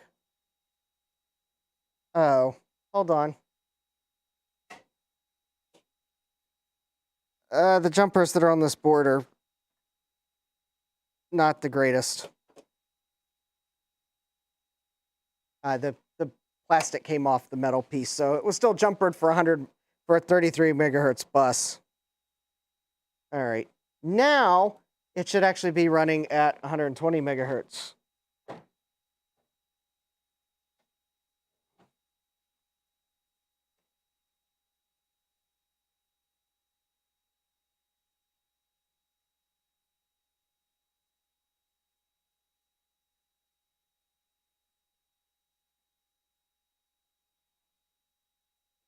No, that's weird. All right, let's see what DOSBench says. 40 megahertz off, on, off, on, on. Oh, there we go. Okay, so it must be a BIOS issue because it is running at 120. So if I run a benchmark, I think this should be higher than 55.5 if we're actually running at 40 megahertz. 66.6. Well, that's actually pretty close to the 33 megahertz times 4 on the AM5X86. All right, what about the Doom benchmark?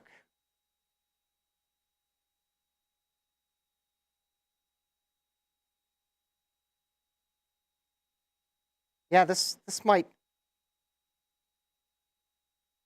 actually be the best upgrade I have.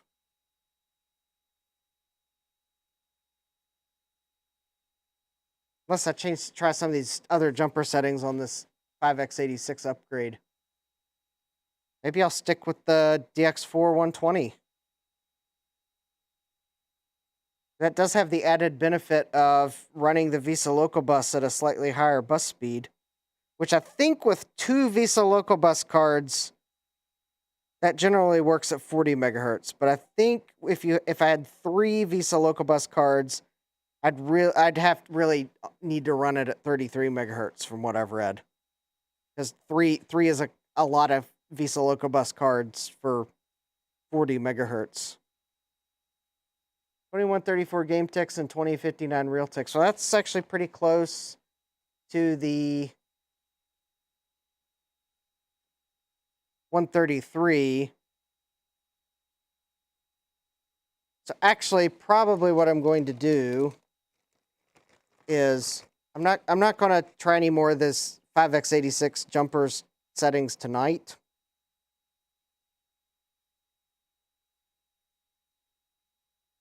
I may do that in the future. I may see if I can do a bit more research to figure out what the jumper settings actually change, so I can at least do something a bit more than just random change the jumpers and see what happens. But yeah. Anyways, it looks like for the moment, just given the fact that it seems to be a bit more compatible for some reason, I'm going to leave the DX4 120 in, because Quake actually runs. And I'll figure out what the other jumper settings do. It could be that 5x86, I just need to change the jumpers to one of the alternates. Maybe the problem is...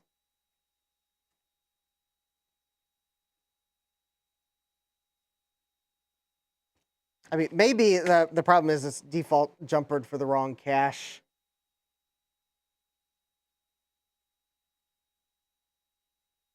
The wrong cache mode by default. I guess I could...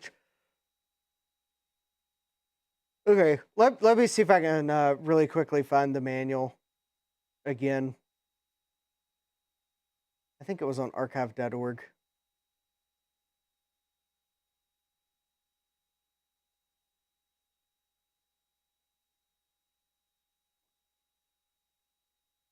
It's not on... probably no surprise to anyone, it's no longer on PNY's website.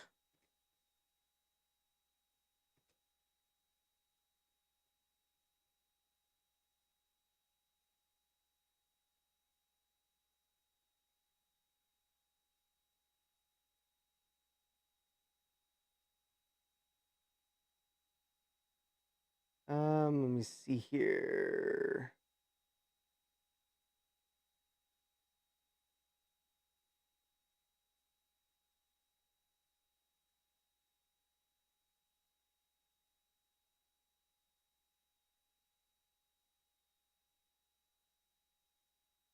All right.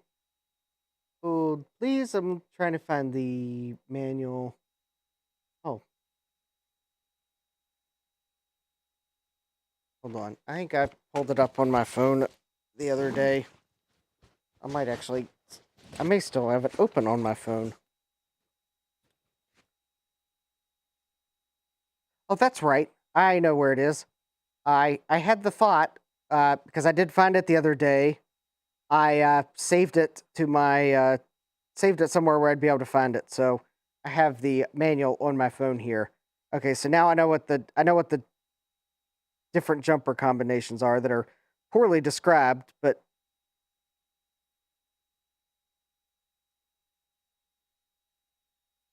I mean, seriously, the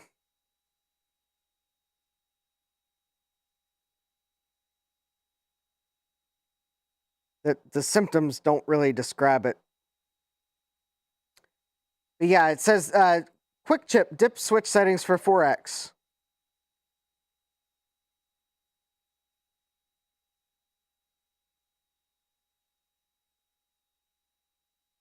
Oh yeah, the default setting is for I think right back mode. I probably should have that set to write through because this motherboard doesn't support write back. It is possible the CPU tried to do something when it ran Doom that it quite possibly tried to cache something that, because I think these upgrade processors don't necessarily see that the computer doesn't support write back mode if you've got it jumpered for write back. The other confusing thing is PNY calls it pass through, but I'm pretty sure that's their way of saying write back.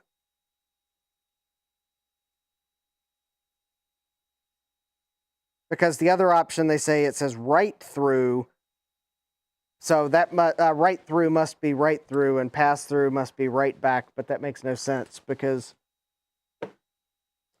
write through cache mode is basically where writes go directly to RAM. It only caches reads.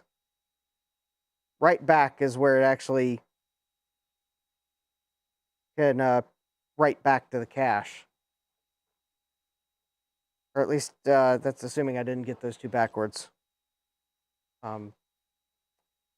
Don't use that information for trying to pass a test or something like that.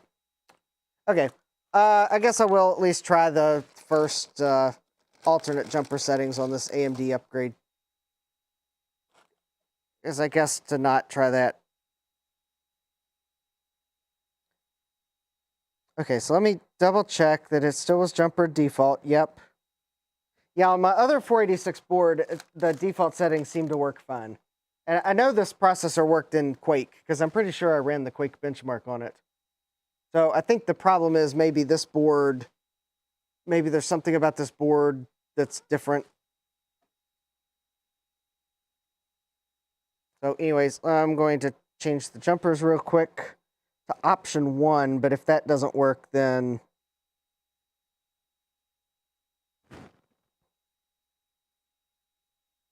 all right, so up, up, down, down, up, down. Oh, okay. Very good. All right.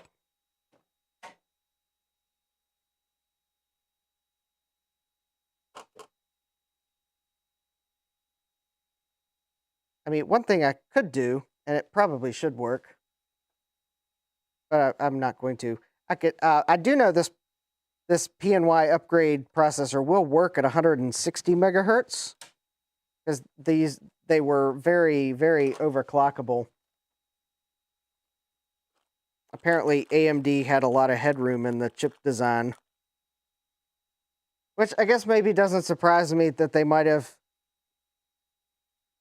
being a later chip in the 486 line, probably had good yields, and quite possibly maybe they were, and they may have even intended to have a 160 megahertz version at some point and never released it. Anyways, I just set the board back for 33 megahertz bus. I'm not going to. I know that this upgrade will overclock. I'm not going to prove that it can overclock tonight.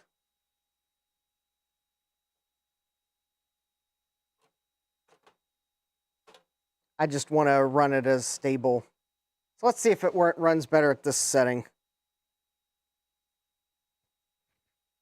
At least the one thing is it. Okay, 100 megahertz CPU clock. Oh, I think I remember the manual. The manual for this upgrade does warn you that a lot of BIOSes can't detect the speed correctly above 100 megahertz. So, okay, all right. It looks like it is running at the correct speed. So, all right, we'll try Doom again. Oh, that's for wrong mode. Okay.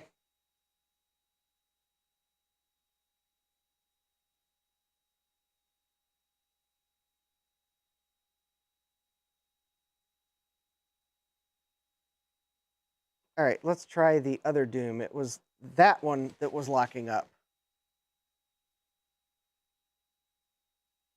Oh, there we go. That's better. All right, that's good. I think that's that must mean that the upgrade was just set for the wrong cache mode. So it looks like Doom doesn't lock up after all in this processor. So I guess maybe I will keep it in. I may even try to overclock it to 160. Yeah, I might want to. I mean, if I can find a way to attach a small fan to blow some air across the heatsink, I don't want to like fry my upgrade.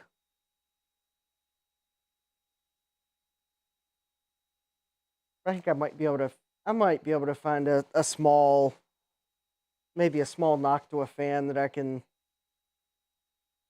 somehow attach to the front just to give it a little airflow. Okay, that's pretty good. Now, will the QuakeTime demo run? Because I was having trouble getting it to run.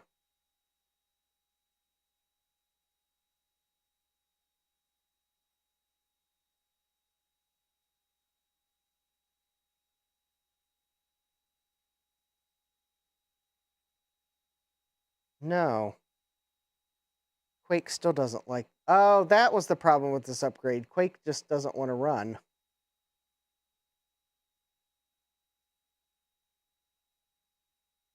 Let me try one of the other modes. Maybe it's just that mode doesn't work.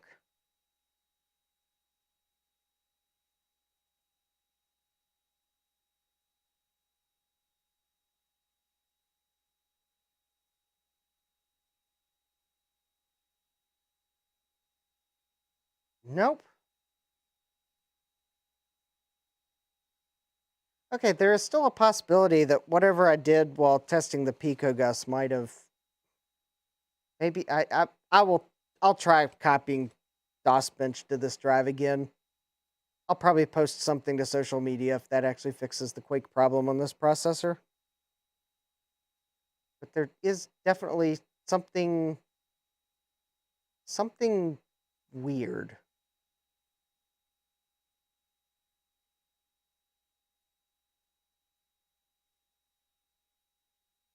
Unless Quake is trying to do something because it thinks it's actually a Pentium that this processor doesn't support.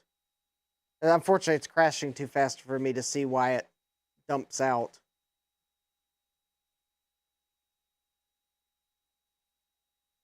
But this is...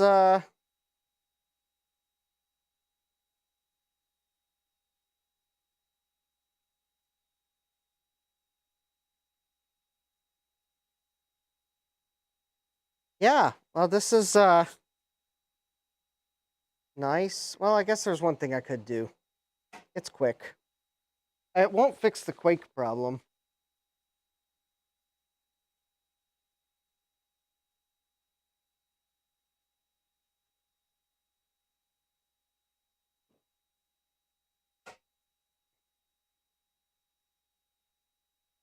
I just clocked the board back to 40 megahertz bus.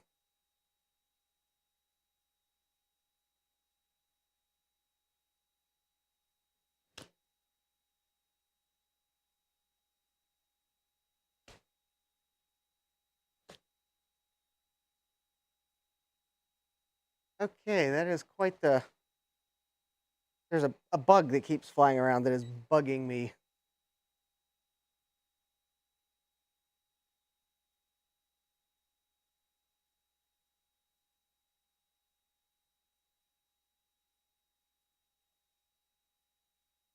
Okay. Not...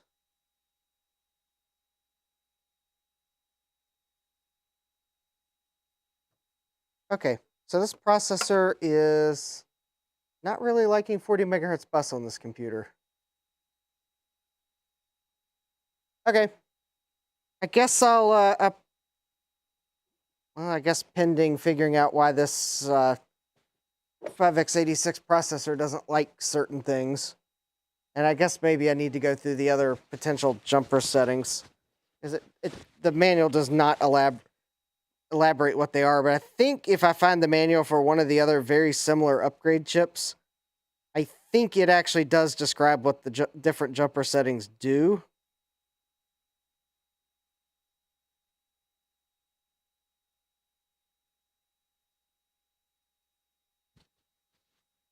Okay.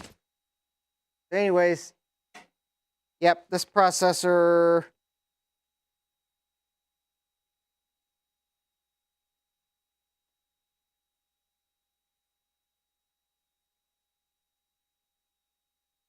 Yep, okay. I think I'm going to, for now, say... Oh, let me make sure I changed that correctly. I was just undoing my jumper settings so that if I pull this out... Up, up, up... Oh. Up, up, up... Down... Up, down, okay.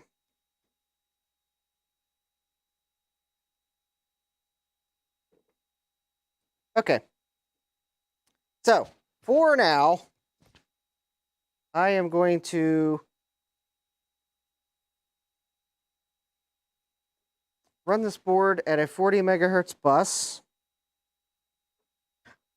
and put the my AMD 486 DX4 in it. Because at the moment, that seems to be the most compatible combination I have. And it still gives me the best speed. So, yeah, not sure why this computer doesn't like the 5x86 upgrade, although there's two other jumper settings I could try. But I'm not going to do that tonight. Maybe I might do a video on that.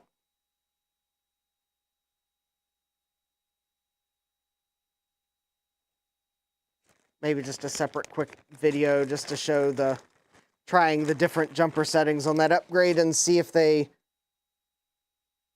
are more compatible. See if Quake will actually run. Maybe actually try to run the Quake demo with that chip and actually record it so I can try to step through frame by frame and catch the error. I might have to do that a couple times.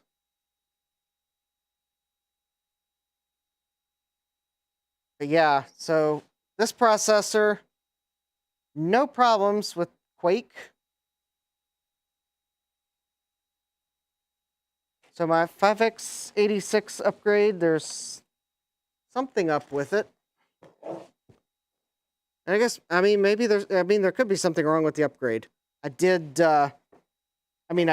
try overclocking it on the other board, and it seemed to be fine overclocked, but, and I had a fan blowing at it then, but the chip wasn't really getting that hot. Maybe I got a 5x86 chip that lost the silicon lottery, and although overclocking it, as long as you don't overvolt it, usually doesn't cause lasting damage. I don't know. It's probably some incompatibility with this motherboard. I don't know what it is. One thing I could do. I guess the one other thing I could do, because I am curious, is now that I see what chipset this is, I can see if there's a Mr. BIOS for this chipset. So it is an UMC 82A91F.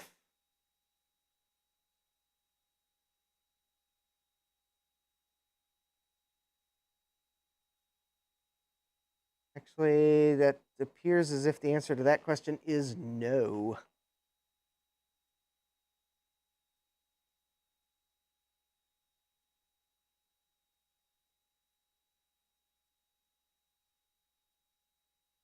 All right, it would appear as if there is not a Mr. BIOS for this motherboard.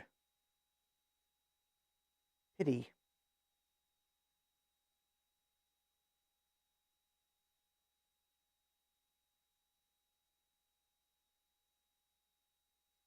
Oh, here we go. There's the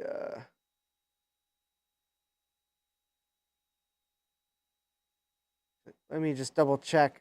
I opened the UMC 82. Oh, wait. Is that the wrong chip? 82C493. Nope. Okay. No, no, Mr. BIOS. It's got an 82A491.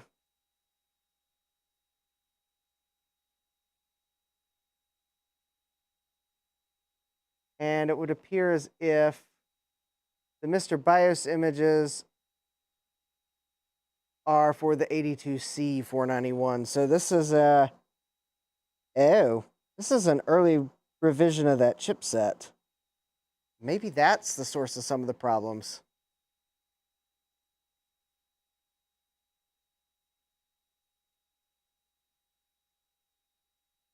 Oh, nice.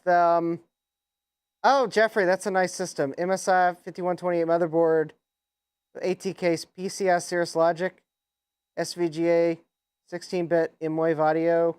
Just have to replace the Dallas RTC chip. Yes, I would recommend the. In fact, actually, if you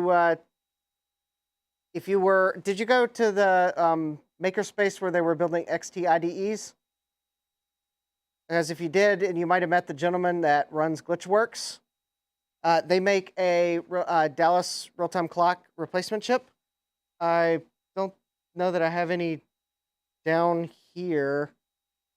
Actually, I may have one of the adapter boards. I mean, you can rebuild those if you are very careful and take your Dremel to the exact correct spot. But Glitchworks makes a board. They make both a board that you can solder to a different Dallas chip that doesn't have the battery in it. So this is one of those boards that if I get the particular Dallas chip this works with that doesn't have the battery, you just bend. There's like a couple pins you bend up and solder, and that'll connect the battery to that chip. They also do make these that already have the chip soldered to it on their Tindy store. So, and these are for every PC motherboard I've plugged these into that uses that Dallas, 1287, I believe. They've just worked. So yep. Anyways, it's Glitchworks, and they've got a Tindy store. I think they usually have these on it. So I recommend either getting these and the chip, or actually I think they sell the pre-built ones at a very reasonable price. So I think the ones I've where I installed this, I used the pre-built one. I put a socket on the motherboard, so if I ever did need or want to swap it out with a real chip, I could. But yeah, so this adapter board. Oh yeah, I was just looking at this. Apparently those all-in-one modules also have the crystal inside of the module. So this does it supplies the battery voltage and the crystal. But anyways, yeah, it makes it very easy, very clean. If you put a socket on the board, then you could always, if you managed to get an actual Dallas module that had a good battery. The thing is, I think that 1287 that a lot of PCs use, I don't think Dallas makes them anymore. So most likely, if you find a replacement, the battery's going to be dead in it. But yeah, that's kind of one of those things that, yes, you can rebuild the original pack if you're very careful. but I'd looked at that as the what's my time worth, and just getting a pre-built module and know it'll work, and I don't have to worry about dremeling in too deep and breaking the connection. And it looks cleaner too. So yeah, Glitchworks on their Tindy store. So then, in fact, the cool thing is when I met the gentleman that runs Glitchworks, I jokingly said that I decided to drive the longest distance possible to meet you, because they're like just over an hour from where I live. So instead, I was like, I drove to VCF to meet you, and I could have just driven over the mountain instead. Yeah, he got a good laugh out of that. So,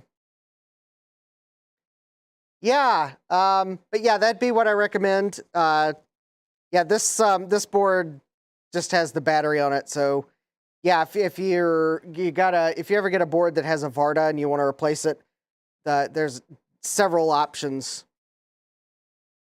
The Nada Varda is what I used here. Jeremy's got one.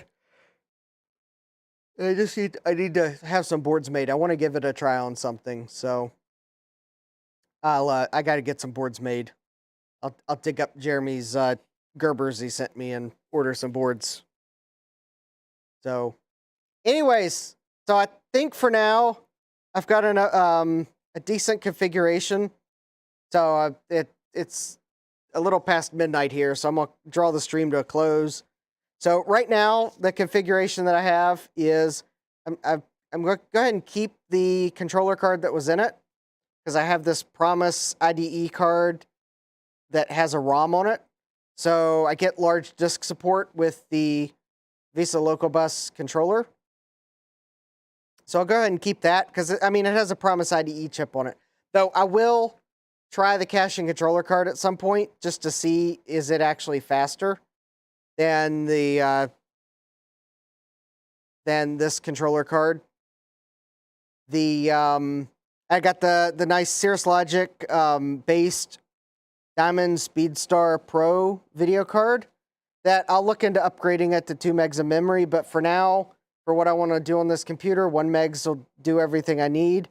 And it's a quite nice card. I agree with Chris. This is an awesome card. I don't remember what I picked it up for on eBay, but I think I snagged it for less than its usual going rate for the actual Diamond Speedstar.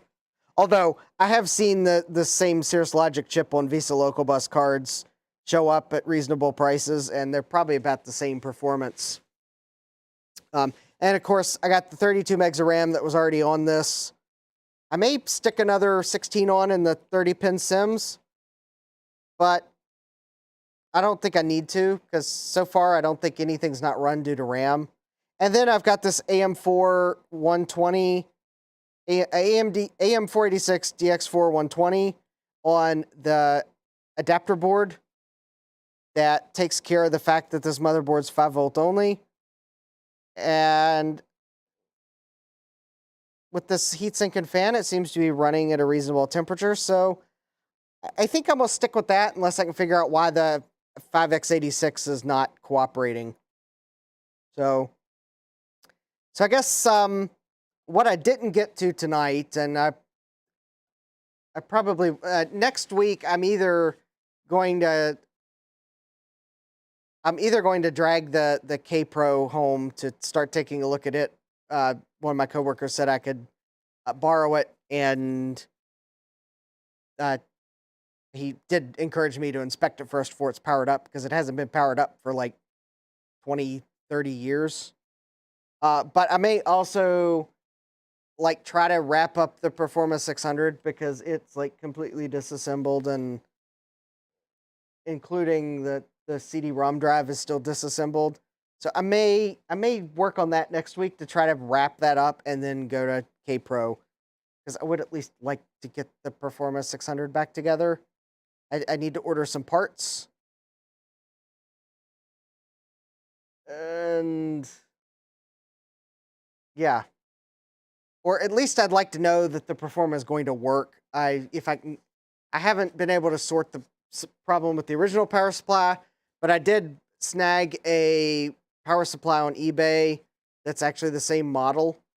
I've not tried to power it up on purpose because I'm going to recap it first because I want to inspect it. I'm kind of afraid powering this one supply up might have caused damage. So I'm gonna recap this other power supply first before I power it up. It might have a similar problem, but I don't know. I thought if it works, then I'll just use it. Otherwise, I guess I'll have two supplies to try to figure out what's going on with them. So I'd kind of really like to get at least one computer back together. And if it's the Performa 600, so be it. But yeah, the one thing I wanted to do on this computer, but it just took too long, is I've got the CD-ROM drive and the floppy drive that came with it.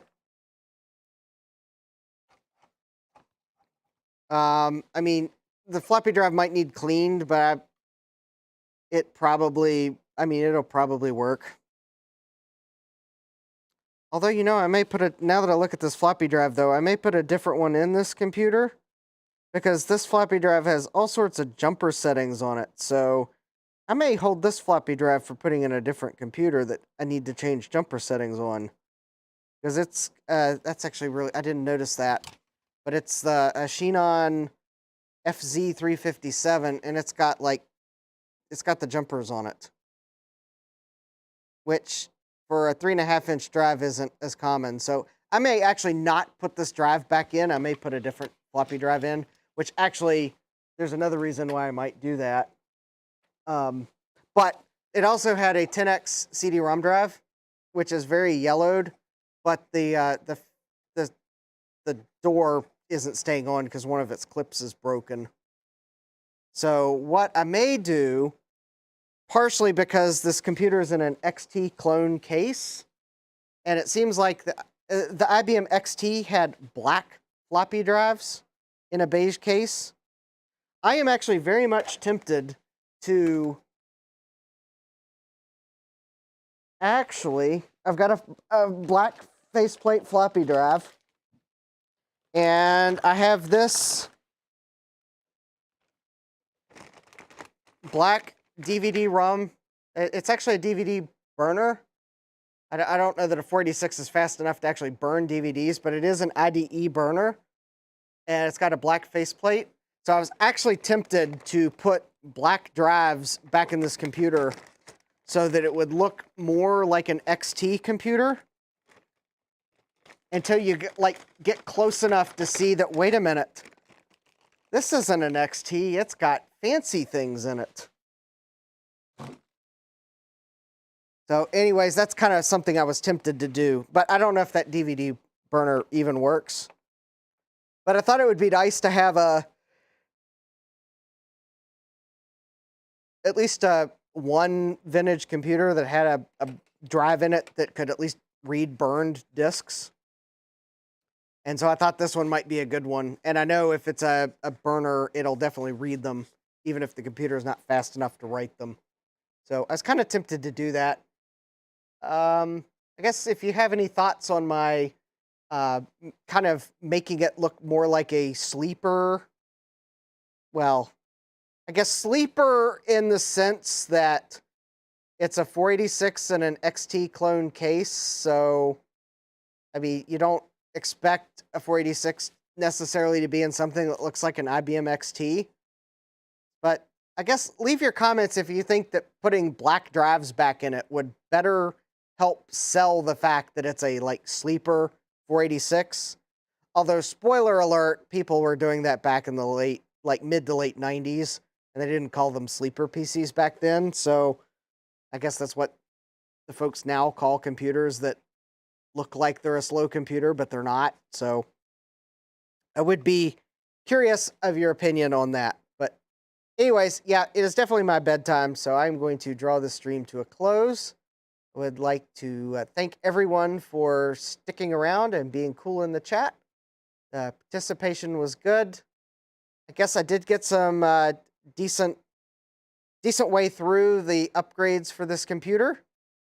So while there are many things I'm going to keep the same as I bought it at VCF, I'm at least going to I got the Visa Local Bus video card and a faster processor.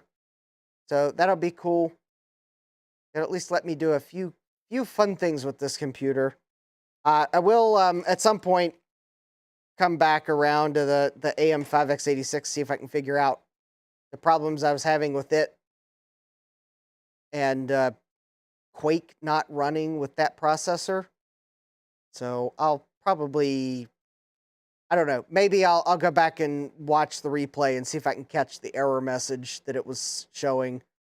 I kind of now regret changing my stream to 30 frames per second because the 60 might have helped me catch that error better, but oh well. I decided to go to 30 frames a second because I sometimes have problems streaming at 60 frames a second. Anyways, so that's it for the Sleeper 486 for tonight. So stay tuned. Definitely smash that like button if you like exploring various vintage computers.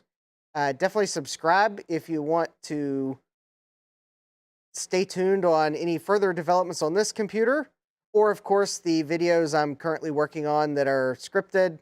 I do have I've got the Pico Gus. I got the Pico Gus. So I got a video on that coming. I have I've got the video on an upgrade card for my Apple IIe. I do have a video on this Trident video card. And I've got a video on VCF East. So, yeah. Sleepy Malibu is telling me if I want a sleeper, put a 5 1/4 inch full height draft in it. Yeah, that would that would really sell it.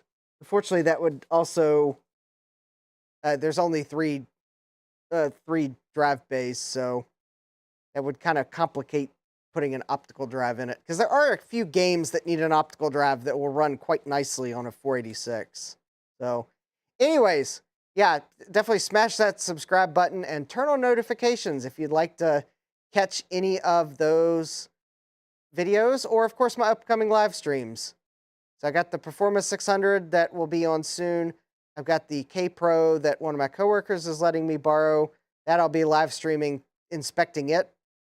I've never used a K Pro, so, but I think he'd like to start using it again too, because just for the retro effect. I told him, well, if you let me borrow it, I'll inspect it to make sure it's safe to power up, i.e. checking for RIFA caps and other damage. So anyways, yeah, with that, I'm going to close the stream out. Have a wonderful rest of your day. Take care, and I hope to see you next time. Computerized Start is brought to you by my awesome patrons on Patreon and by your tips and memberships on Ko-fi.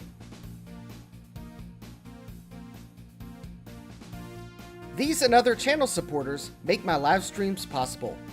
You too can become a channel supporter with tiers starting at just $1. Don't forget to smash that like button. And if you've liked what you've seen, subscribe and turn on notifications so that you don't miss the next video or live stream. And as always, thank you for all your support. I hope to see you next time. And until then, take care.